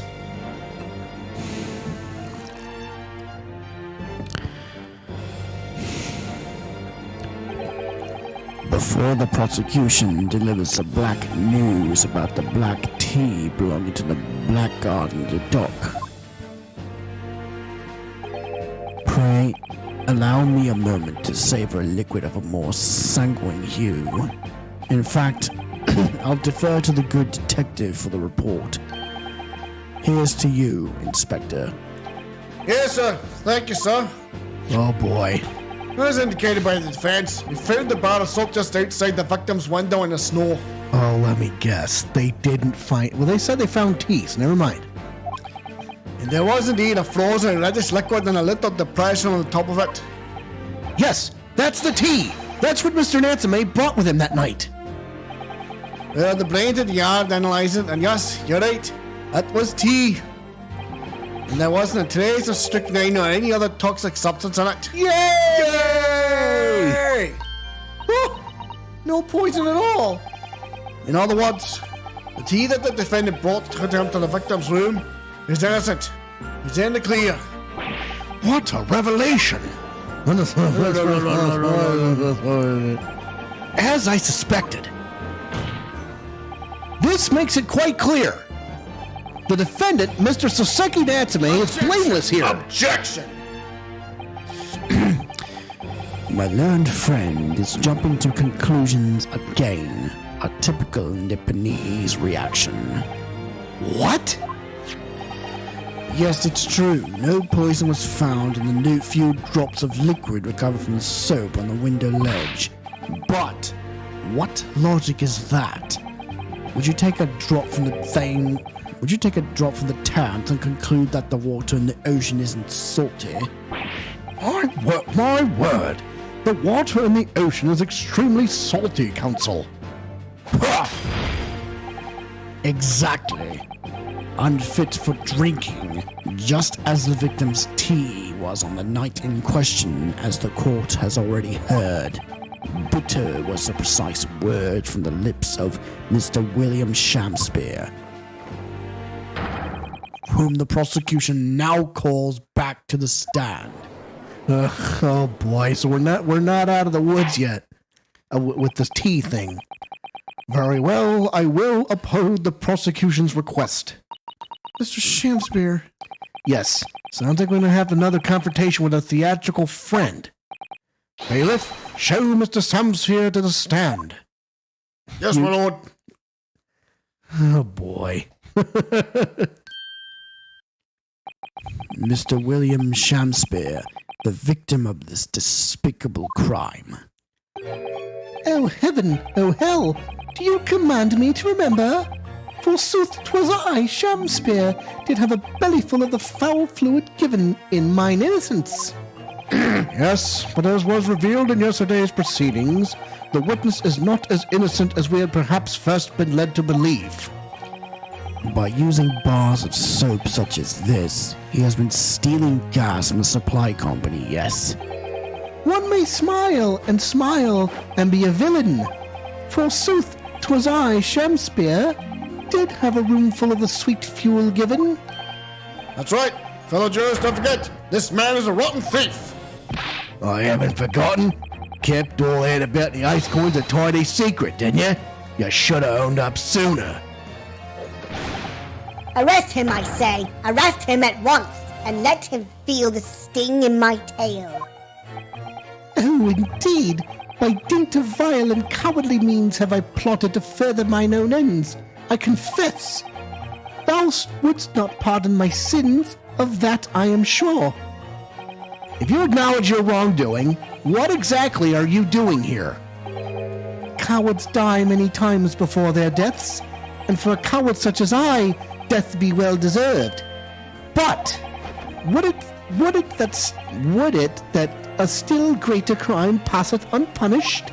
For lo, the hairy-faced gentleman of farther east than Verona did contrive to poison me. Objection! But there was no poison in the tea found in your room. The police have attested to that. What the defense would assert as an inconsistency will quickly be cleared up by the witness's testimony. Is that not so, Mr. Shamspeare? Verily, my liege, I would most gladly speak. Very well. Let the witness testify to explain this inconsistency. Tell the court why it is that poison apparently entered your body, though none was found in the tea. I think we're gonna fix. Okay. Witness testimony, the tea inconsistency. The Japanese man did come to my chamber with tea brewed in a pot. 'Twas in my cup alone that the wicked miscreant secretly poured his wicked poison. Whilst feigning distraction in our debate, ne'er did a drop of his own drink pass his lips. That's a lie. When he departed by and by, I did use the tea that remained in his cup to make my coins of ice. Thus 'tis no surprise that poison be not found in the tea I did pour into the molds of soap. Well, he gulped his down. The poison was slipped into the cup after the tea had been poured. The normal way for poison to be administered, in my experience. Quite. Otherwise, it would be disastrous if the poisoner were to mix up the cups, for instance. But no poison bottle was found at the scene. Because quite simply, the Nipponese took the bottle back to his own room. The absence of a vessel containing the poison only becomes problematic when considering suicide. I knew that. By now it should be perfectly clear a bar or two of cheap soap is wholly insufficient to wash the deep stains of guilt from the accused hands. Sirs, madams, 'tis true that I, Shakespeare, be a common thief of gas. But listen here, ladies and gentlemen.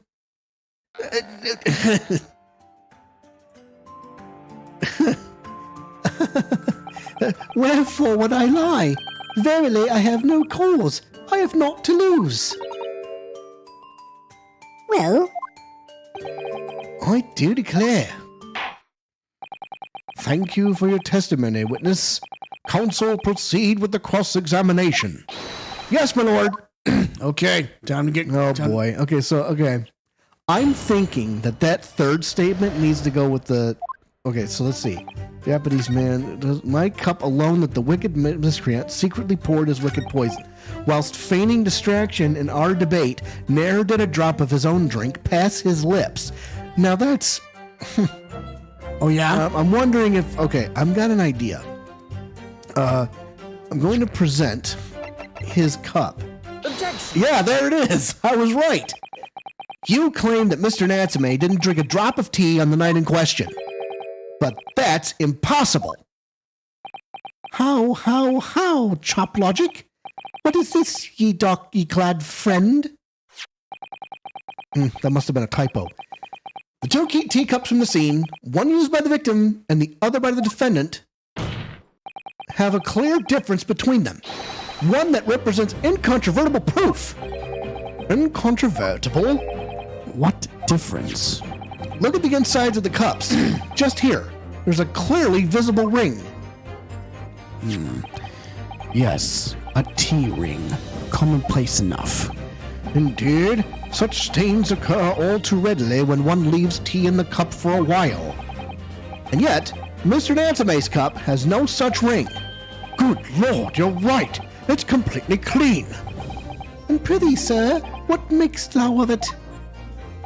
Exactly what Mr. Natsume told the court yesterday. The Japanese saying he quoted. Drink tea. While it's hot. That's right. Yes, the jittery Mr. Natsume was true to his usual self that night and drank his tea in no time.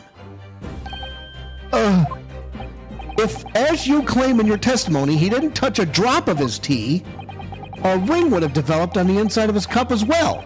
After the several hours, the tea was left standing. But, in short, Mr. Shakespeare, you clearly lied to the court.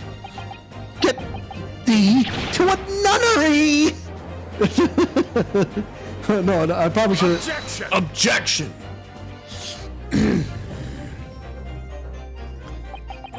As a rule, I fill my hallowed chalice up to 7 times during any one trial.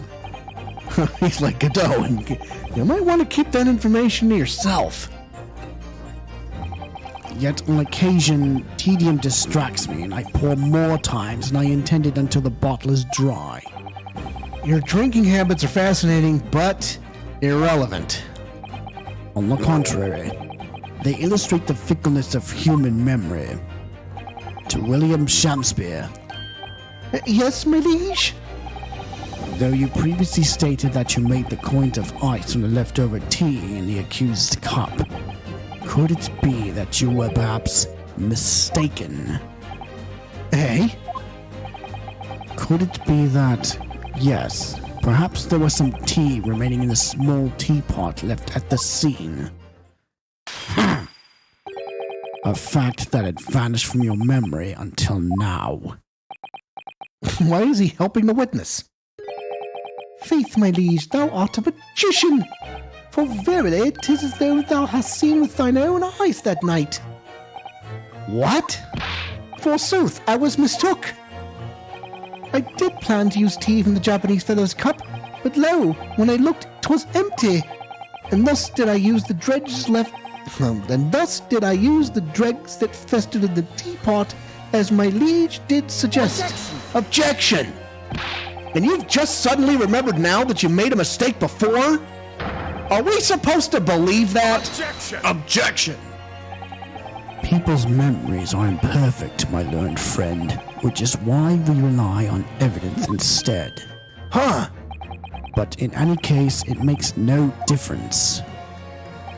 The victim's most recent testimony tells us two things of note. Firstly, that the poison was put into the victim's teacup only. And secondly, that this spoilt cup was not the source of the insipid ice coins that have bewitched this court. Prosecution makes a fine summary of the facts. Furthermore, that testimony remains valid and in full support of the established facts. In other words,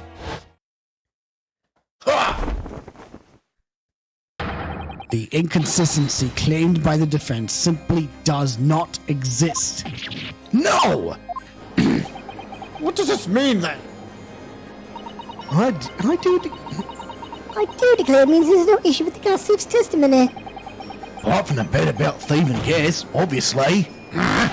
My lords, ladies and gentlemen of the jury, I do solemnly swear, after I did dine at Grubb's Grubbery Ale House that night, Wait a minute. naught did pass my lips but the black tea given me by the Japanese, whose back be stooped as low as death.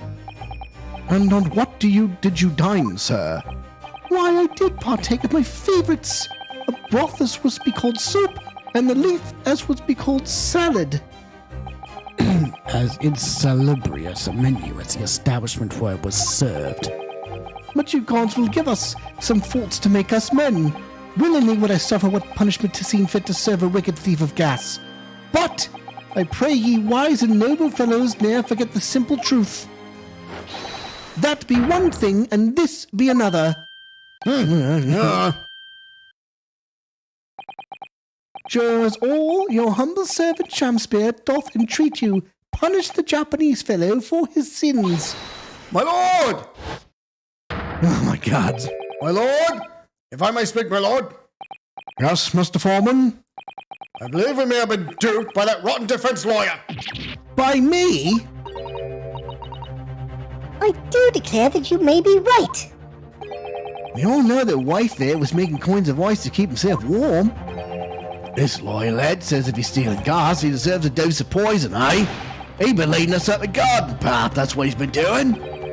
I really never said anything like that. Well, what we just heard from the victim here has opened our eyes again. We've reached a decision this time, and we won't be swayed from it. The court acknowledges the position of the jury foreman and will duly hear the jury's findings. What?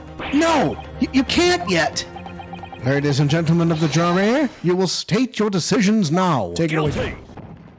Guilty. Guilty. Guilty. Guilty. Guilty. Oh, wait, hold on. No, stop. Wait a minute. Let's talk about this. No, come on. Not again. I hereby declare the jury to be in one accord. Oh, happy day. How is this happening? My lord, the defense asserts its right to carry out a summation examination. Very well, the court upholds the defense's right. Typical. My learned friend is unable to accept that obvious truth. This trial will therefore enter its second summation examination immediately. Whereas the court calls upon each of you to state the grounds upon which you find the defendant guilty of the crime of which he is charged. All right, here we go. Bat down the butt plug. It's going to be quite a gale. Judicial findings. The jurors' contentions. I'm a man of logic, me, and having considered all the evidence, the defendant must logically be guilty. I do agree that gas is far too expensive. I can quite understand why the man would want to avoid paying. Stuff explodes and it can poison you. It's absolutely lethal, gas is. Gas doesn't come for free. It costs a fortune to deliver it around the city and maintain the pipes. Truth be told, the tea my wife serves up for me is a little sketchy at times. If nothing else passed the victim's lips that night, there's no other explanation, is there? Well, okay. I do feel that perhaps personal opinion about gas and its supply has influenced decisions somewhat. But never mind. No, you really should mind. The truth is, our counter-argument wasn't as unassailable as we'd hoped. And Mr. Shakespeare was poisoned. There can be no doubt of that. Then how are we supposed to turn this around? I think we need to establish the method by which Mr. Shakespeare was actually poisoned. Our only hope is to demonstrate that to the court incontrovertibly. But that's surely almost impossible at this stage. If we don't manage it, though, Mr. Natsume will be found guilty. No delays, counsel. Proceed with the summation examination. All right, let's go. What do you think? Story mode or no? I'm thinking so, because I have no idea what it... Well, let's listen to stuff. Let's have some fun with this. Defense's rebuttal.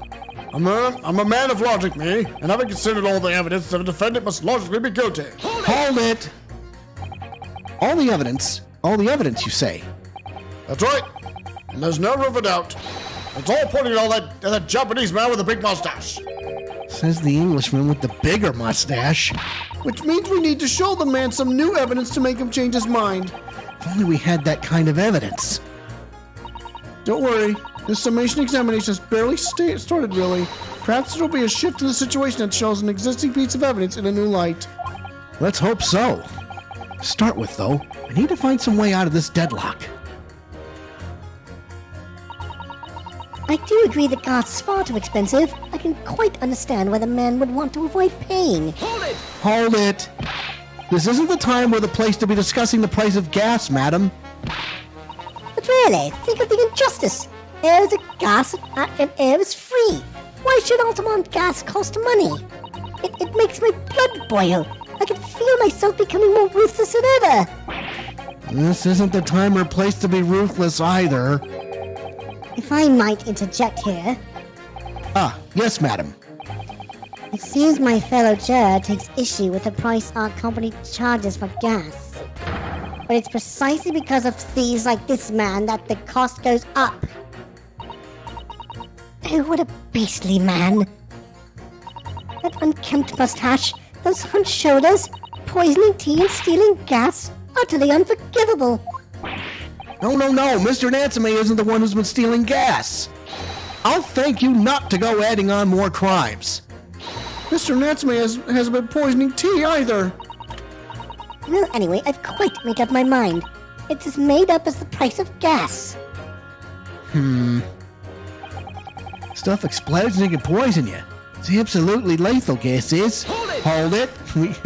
Can we please talk about the poison rather than the gas, do you think, sir? Well, if you like, to be honest, I'd take poison over gas every time. You'd take poison. What I mean is, poison can only poison you. It doesn't explode, does it? Goodness me! What are you talking about? Set him straight, please, lawyer man. Well, it's certainly true that poison isn't prone to exploding. But I think you'll find poison also can't light or heat up a room. Yeah, you're right. I hadn't considered that at all. Young lawyer man. Yes? You have a good head on your shoulders. We could use someone like you as our company's legal representative. Well, wasn't expecting to pick up more business in the middle of a trial, that's for sure. Anyway, the point is, I haven't had the best experience with gas companies in the past.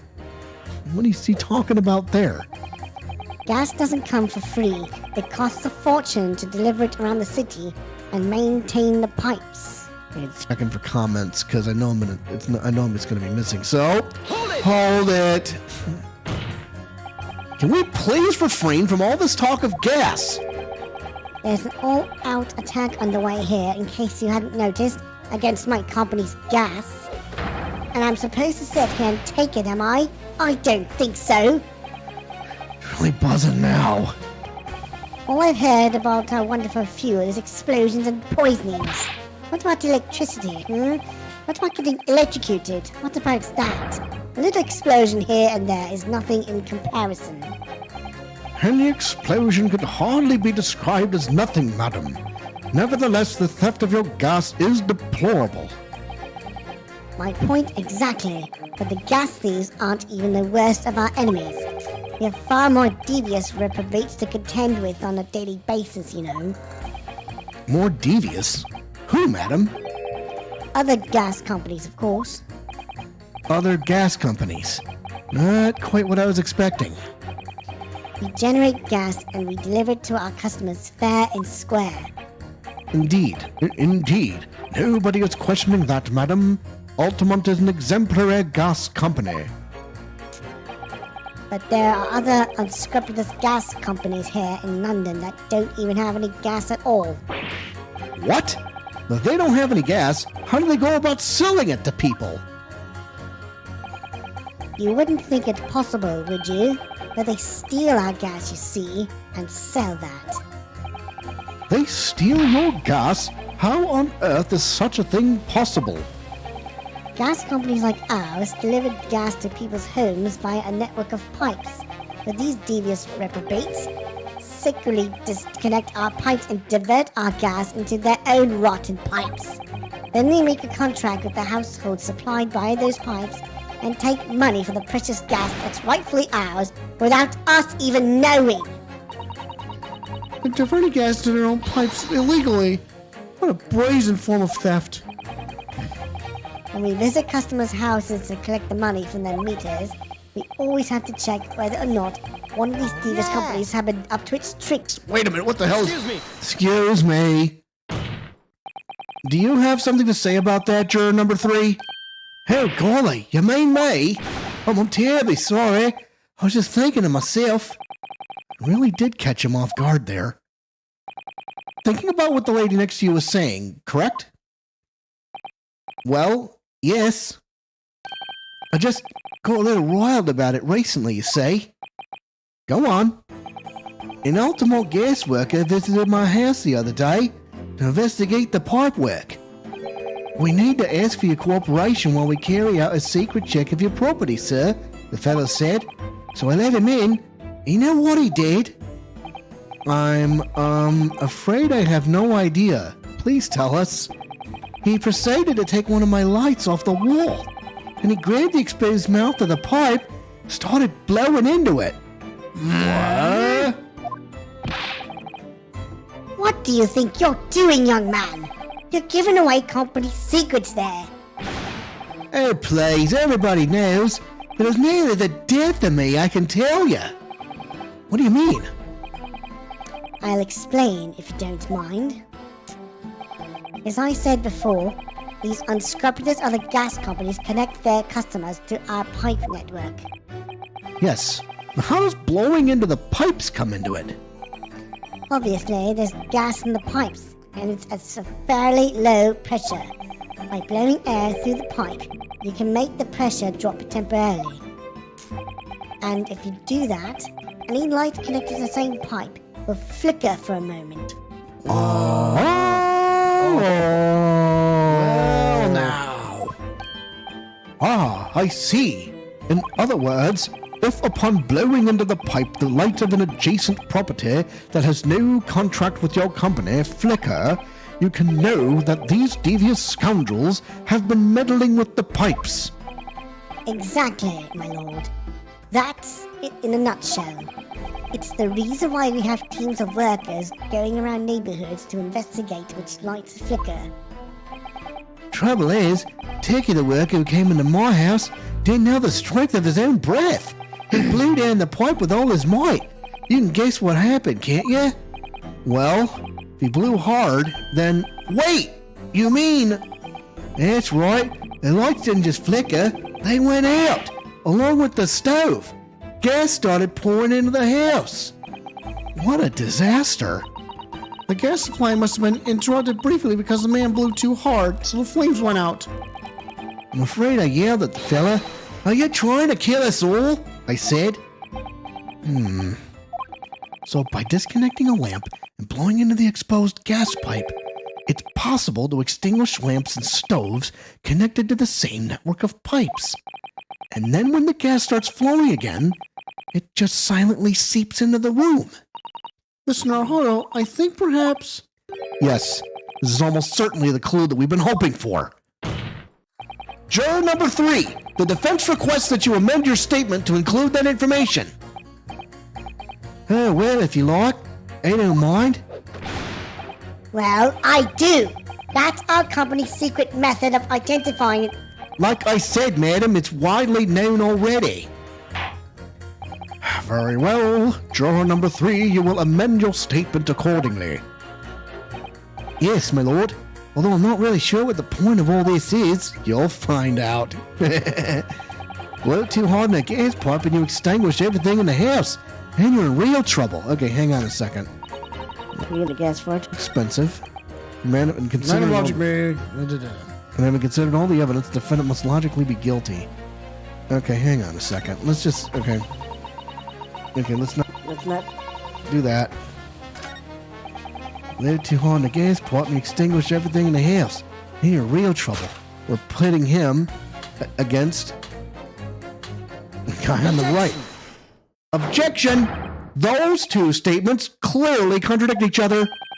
Good gracious. To whose statements do you refer, counsel? Juror number 6. Did you hear what juror number 3 just said? What? Yes, of course. I heard him mumbling about something or other. There is another explanation here, I believe. Something besides Mr. Natsume's tea did, in a manner of speaking, pass the victim's lips on the night in question. What? What explanation? I wonder, did the police check the mouth of the gas pipe feeding the wall light at the scene to see if there were any traces of poison there? I was curious to see what your floundering would result in this time. But the mouth of a gas pipe? Scotland Yard have enough to do without exploring such irrelevance. Hold it! Hold it! What a piece of work is a man! What are you trying to say, Mr. Shamspeare? What speakest thou? Prithee, is it not strange and strange? That is what I say to thee, sir. Thought it had been quite clear. But let me put it another way. The strychnine could have been on the mouth of the gas pipe that feeds the wall lamp in your room. And that is how the poison came to enter your body. Good Lord. Are they tasty then, gas pipes? Is that what he's saying? Or is the gentleman suggesting that the poor man was so desperately hungry he tried to fill his belly with gas? Perhaps no actress would perform a kiss scene with him, For shame, madam, speaking thy fancy. I assure you I'm not such a buffoon that I have to kiss pipes. Objection! This is no summation examination. This is a farce. The prosecution will not stand for any more of my learned Nipponese friend's conjecture. Huh? To begin with, the lamp in the victim's room is high on the wall. In order to have placed his lips to the pipe that feeds it, he would have to be a contortionist. These are empty assertions. There is no possible proof that the man did as you say. Oh, yes, there is. Objection! It's true, I have no proof that Mr. Shamspeare put his lips to the pipe. However, I can say with some certainty that on multiple occasions, Mr. Shamspear has been doing something in front of that lamp on his wall. Whoosh. And I have evidence to prove it. All right, you got our attention, lad. I'd like to see how you can be so sure of yourself. So would I. Let's say this evidence then. Now that I've got the jury's ear, I need to make this opportunity count. This is the proof that time and time again, Mr. Shamspear stood in front of his gas lamp. Hello. Take that! Take that! What the? These are... Wait, what are they called? Yes! Skin prints that were found at the scene. Skin prints, Counsel? I've never heard of such things. The Justice Ministry is currently assessing whether or not to permit fingerprints as evidence in court, however. My lord, this is an exciting new forensic technique developed by the great detective Mr. Sherlock Holmes. He reveals all of the places that Mr. Shamspear touched in his room. I've never seen anything like it. I mean, it's black magic, isn't it? Well, if anyone could invent something like this, it's that great Sholmes fellow, that's for sure. I agree. This month's edition of Engineering Thumbs was quite fascinating. We found skin prints in many places that you would expect. On the table, on the costumes. However, Mr. Shamspear also seems to have been touching some very unexpected places in his room. For example, here. Around the hanging picture there, indeed, multiple handprints appear to be visible. Well, I wonder, could he have been appreciating the artwork, perhaps? At first, my colleagues and I thought the same. However, imagine standing with your hands where those prints are, and you would find yourself directly in front of... Ah! I don't believe it! Gas lamp. Though the reason why isn't immediately obvious, it's clear that Mr. Shamspear has regularly been standing with his hands to the wall in front of that lamp. What? What have you been up to, you nut? I'd ask the court to recall juror number 4's earlier statement. Me? What did I say? You said that blowing into a gas pipe would make the lights in the entire building flicker. And now, if you recall juror number 3's statement... What? Me now? When the gas worker who visited his home blew with too much force into the pipe, it caused all the lights in the gas stove to go out and gas to start leaking into the rooms. Obviously, that incident was an accident. However, the simple fact is, if Mr. Shamspear would have blown hard into the gas pipe here in his room, he could have extinguished every other light and gas stove in the building at will. Crocky! Are you suggesting that the man purposefully caused the gas to... Objection! Objection!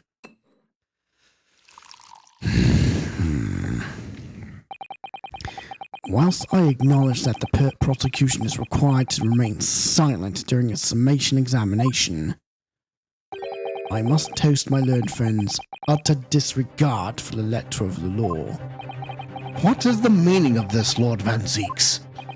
This curious photograph, or whatever it is, presented by the defense, is a so-called skin prints. Clearly, that cannot be accepted as any form of usable evidence in this case. But it's an exciting new forensic technique, developed by a great detective. It's nothing. A mere toy developed by an amateur sleuth with too much time on his hands. Ugh. Certainly, even research of this nature by the esteemed Mr. Sholmes cannot be recognized by the court as formal evidence. But hold it! Hold it! Please, my lord, if I may. Mrs. Sato! It was not the defense's intention to submit the skin prints as formal evidence. We merely wished to present the results of the great detective's investigation of the scene as a tool by which to explain a possibility to the ladies and gentlemen of the jury. And, if the trial were to come to an end now, we should never learn the truth behind these mysterious handprints that everyone has now seen. I don't believe we can allow that to happen, and I'm sure the jurors would agree. Hold it! You're right! Whether those strange handprints are a significant clue or not, it's down to us to decide. Juror number 3. Oh yes, I do declare the Great Detective Investigation results sound absolutely fascinating. And I want to hear what that shady actor fellow has to say about those shady handprints. Hey, we got 2 of them. Up, 2 down, 2 to Two go. down, 2 to go. What's the matter with you two? That was foolhardy. Well, I did say it, didn't I? And I don't like to break a promise. No, wait! You had his lordship. It's not fair to take him anything. Take him Evidence. That's 3. Whoa. 1 more to go. Oh, well done, Mr. Naruhodo. If just one more juror changes his or her mind, Mr. Natsume's trial will have to continue. Thank you, Mrs. Sato, but I couldn't have done it without you. Oh no, it was you who identified the clue after all, and it's very much your success. Uh-oh. Why, Mr. Shamspear? You seem to be losing your composure. Just one more juror, Mr. Naruhodo. You can do it. Very well. Continue, counsel. Alright, here we go. I'm a man of logic, me, and having considered all the evidence, the defendant must logically be guilty. I'm very interested in the result of this Great Detective's investigation at the scene. We're the ones who decide if the evidence is worthy of consideration or not. Us, the jury. Gas doesn't come for free. It costs a fortune to deliver it around the city and maintain the pipes. Truth be told, the team my wife serves up for me is a little sketchy at times. Hold it. You mean it's poisoned? That's right. It's happened at Tide a few times now. This is most troubling indeed. And always days like this one when I don't get any wages. Like in it at tea time, see? And I'll see her doing it. My wife gets that devilish look on her face. She slips some white powder into my cup. And you drink it anyway? I was brought up proper, I was. Someone gives you a cuppa, you drink it. And what happened to you? What did it taste like? It's god awful, believe you me. Salty as hell.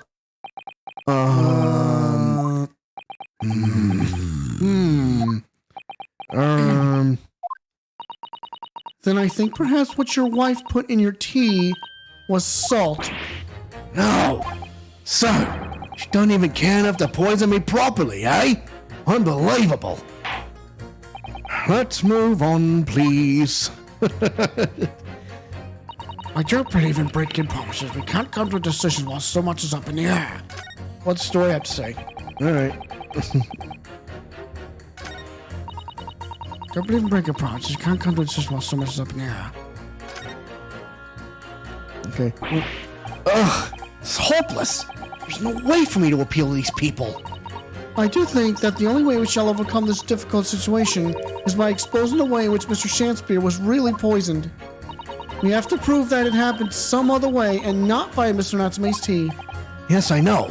Trouble is, I have absolutely no idea how it did happen. Mr. Naruhodo, I wonder if perhaps there's something you might have forgotten.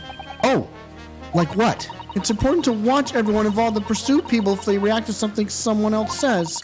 If you'd like me to remind you exactly what I mean, I'd be more than happy to, of course. Once again, Saseki-san's fate is entirely in my hands here. Probably owe it to my client to hear any advice my assistant may be able to offer. So perhaps I ought to let Sasato-san remind me. And again, No need. no need. Actually, I don't think there's any need. It's vital that we start trying to change these jurors' minds as soon as possible. Of course, I'm sure you're right. But if you decide you would like your memory refreshed, you need only ask, Mr. Naruhodo. Right. Man of logic, me, having considered all the evidence, the defendant must logically be guilty. Hold it! All the evidence, you say? That's right. There's no room for doubt. It's all pointed at that Japanese man with the big mustache. Says the Englishman with the bigger mustache. But the defense just demonstrated another possible explanation for the events on the night in question. Aha. What do you make of that? What, the so-called skin prints? It's an exciting new forensic investigation technique developed by the great detective himself. The numerous handprints on the wall are clearly out of the ordinary. And if Mr. Shamspear had indeed put his mouth to the gas pipe on the night in question, it can't be denied that there's a possibility that's where the poison was. Well, yes, I won't deny that it's playing on my mind. But as the prosecution rightly says, we should pay no heed to unacceptable forms of evidence. And besides, Yes? even if the fellow has been up to some mischief with the gas pipe dozens of times before, it doesn't mean he got up to the same shenanigans on the night in question, does it? Oh, If you can't make your case better than that, I'm afraid I can't change my stance. You do make a very valid point, sir. what? It's true. Perhaps I was a little hasty. No, wait! Look, you got your chance here, haven't you? So it's time to prove your theory. If you and your Japanese cohorts can, that is. Just leave our nationality out of this, please. Mr. Naruhodo, if we can't substantiate our position, I'm afraid the jurors that changed their minds before may very well change them back. What can I do? Is there any more proof I can give here? Can I show that Mr. Shamspear really did blow down that gas pipe on the night in question? I have supporting testimony. No, in truth, I don't have evidence to support my theory. However, there is witness testimony that substantiates it. What's that? Testimony? This is incredible. His testimony. Yes, it's all connected. Everything is linked. A person whose testimony revealed details about the gas in the garret residence that night. Namely, it's either Olive Green or it's Mr. Shamspear. Mr. Shamspear himself. No, Soseki Natsume. Obviously, I'm talking about the defendant, Mr. Soseki Natsume himself. The defendant? At the very beginning of the proceedings here in court yesterday, Mr. Natsume said the following. My lodgings! There's been a whole series of strange happenings in my lodgings. Even on that fateful night it happened. When I returned from Mr. Shamspear's room, I lit my gas stove and climbed into bed, but before long, the stove went out, And somebody tried to kill me! Aha! On the night in question, the gas in the defendant's room went out. So I asked the court, was that a mere coincidence or not? Good golly! Say that Shamspear fella blew ahead in the gas pipe to make the man's stove go out on purpose? Now hold your horses there. What would you do that for? He's in trouble now. Mr. Foreman, What is it, man? we cannot allow judgment to be passed while this doubt remains. It's true that I don't have a conclusive evidence yet. However, you must surely agree there is more to this case than meets the eye.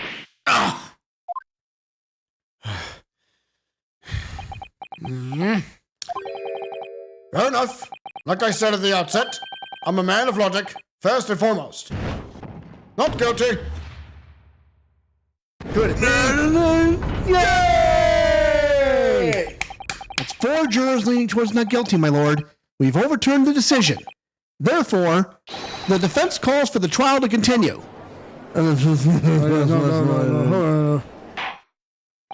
As the defense has rightfully indicated, the summation examination has concluded with a majority of jurors altering their decisions. 2 jury members now call guilty, 4 call not guilty.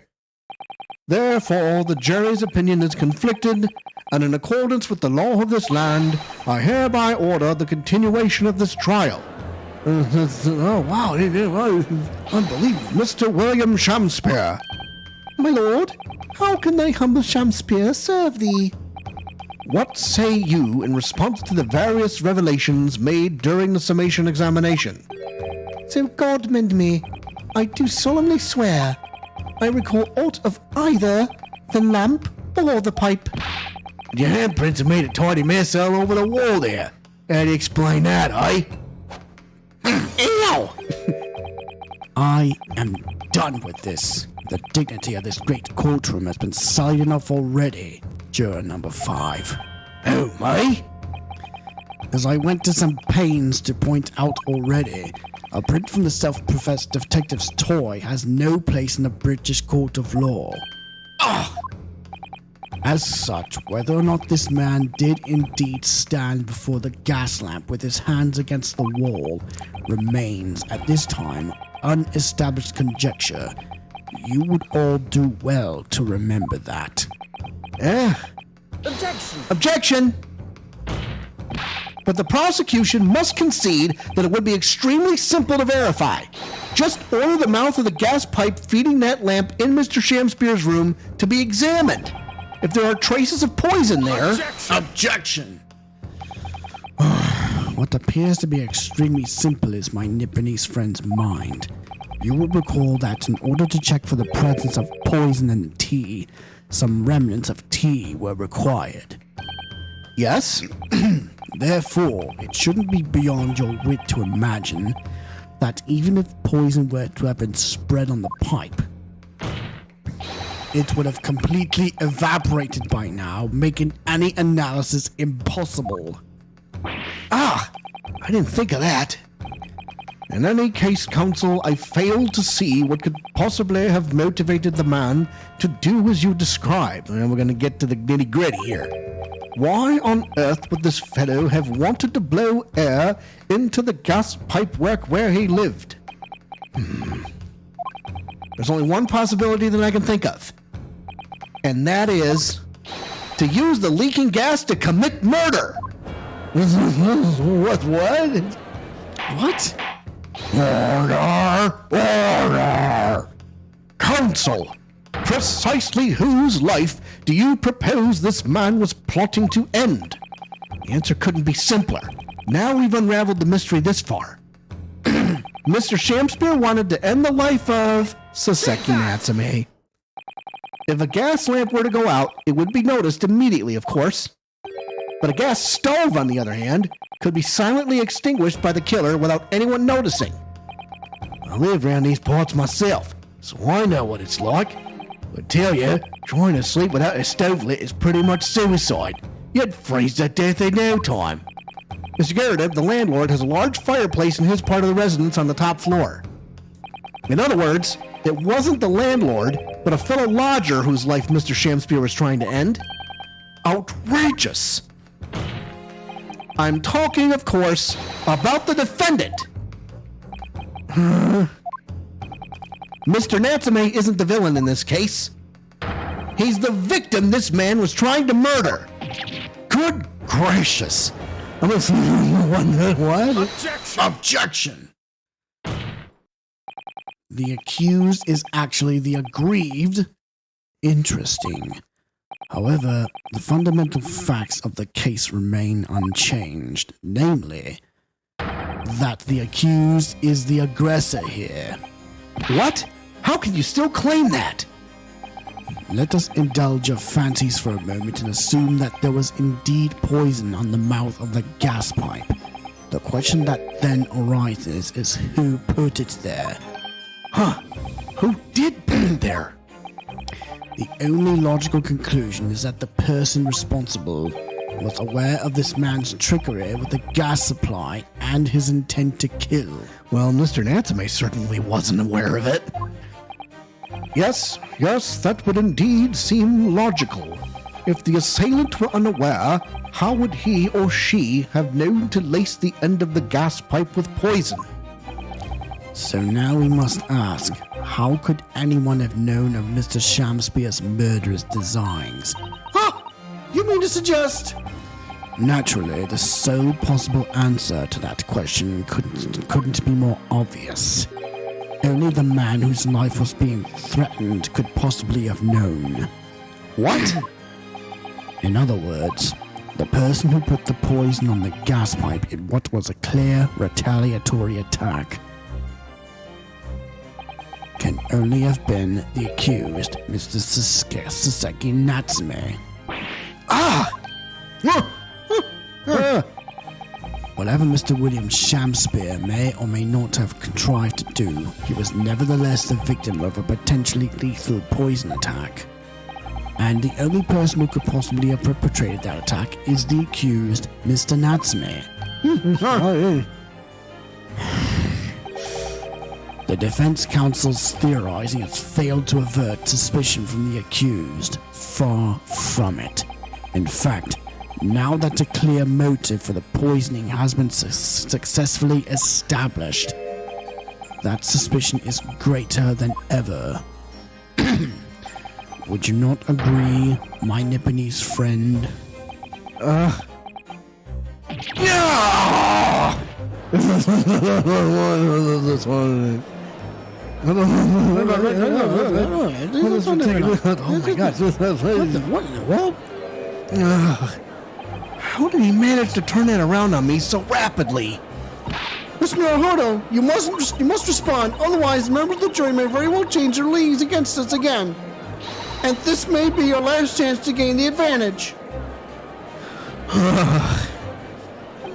What advantage? Well, it would seem that somebody put poison on the gas pipe in Mr. Shakespeare's room, so we must name that person now and absolve Mr. Natsume of guilt. You mean name the true culprit? I know it might sound impossible, but if we fail to do that, I have no doubt that Mr. Natsume's fate will be sealed once and for all. As it happens, one possible culprit does come to mind. The evidence. The poison. It's all pointing to a particular person now. The prosecution calls for the jury to consider their leanings again. I trust you'll make the correct choice this time, Mr. Foreman. Huh? What? Oh, don't you worry. We know exactly what... Objection!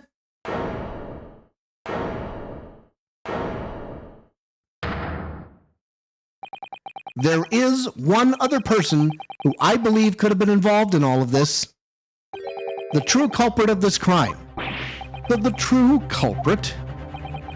A term found only in second-rate novels featuring third-rate great detectives, my Nipponese friend. But why not? This farce has gone on for so long already, I see no reason to cut it short before its disappointing climax. Thank you. Tell us, my learned Nipponese friend, what is your latest theory? Who is the so-called true culprit of this crime? Miss Olive Green. Take that! Take that! The name of the person responsible for the poison that afflicted Mr. Shakespeare is, I believe, Miss Olive Green. Miss Olive Green? Miss Olive Green. I do feel as though I've heard that name in the recent past, Counsel, but I don't recall where... Miss Olive Green? The woman from 6 days ago? The victim in the recent case of stabbing on Briar Road, an incident for which Mr. Natsume was arrested, I hasten to add. Oh, of course, yes, Miss Green. She was left comatose for some 3 days, I believe. But I hear she regained consciousness 2 days ago. And I hardly need remind the court that Mr. Shakespeare's poisoning took place 3 days ago. Given that the woman was lying comatose in a hospital bed at the time, she appears to have a rather fine alibi. True. On the night that the incident occurred, Miss Green was in hospital unconscious. So on the face of it, it seemed that she couldn't possibly be responsible. But still. My colleagues and I visited Miss Green in hospital yesterday, and we found her to be in possession of a bottle of poison. Good gracious, she had poison? And there is another fact that links Miss Green to this case as well. The defense requests that she be brought to the witness stand in order to explain the details to the court. Tell me, Mr. Shakespeare. My lord, pray what be thy bidding? Are you acquainted with Miss Green? Eh? No, no, never heard of her. Judging by the look on Mr. Shakespeare's face, I think perhaps he generally doesn't know her. At least not by name. As the voice of Her Majesty's prosecution here, I adhere to my word. We will see my learned Nipponese friend's farce to its conclusion. I appreciate that. The prosecution requests a short recess, my lord, in order to subpoena the witness and bring her here. Yes, Miss Olive Green. Indeed, my lord. 1 hour should be sufficient. Very well, I grant the request. Excellent. I hope.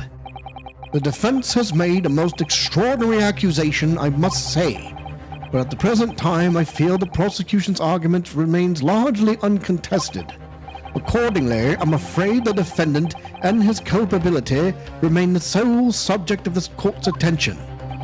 Thank you, counsels. We reconvene in 1 hour. Court is adjourned.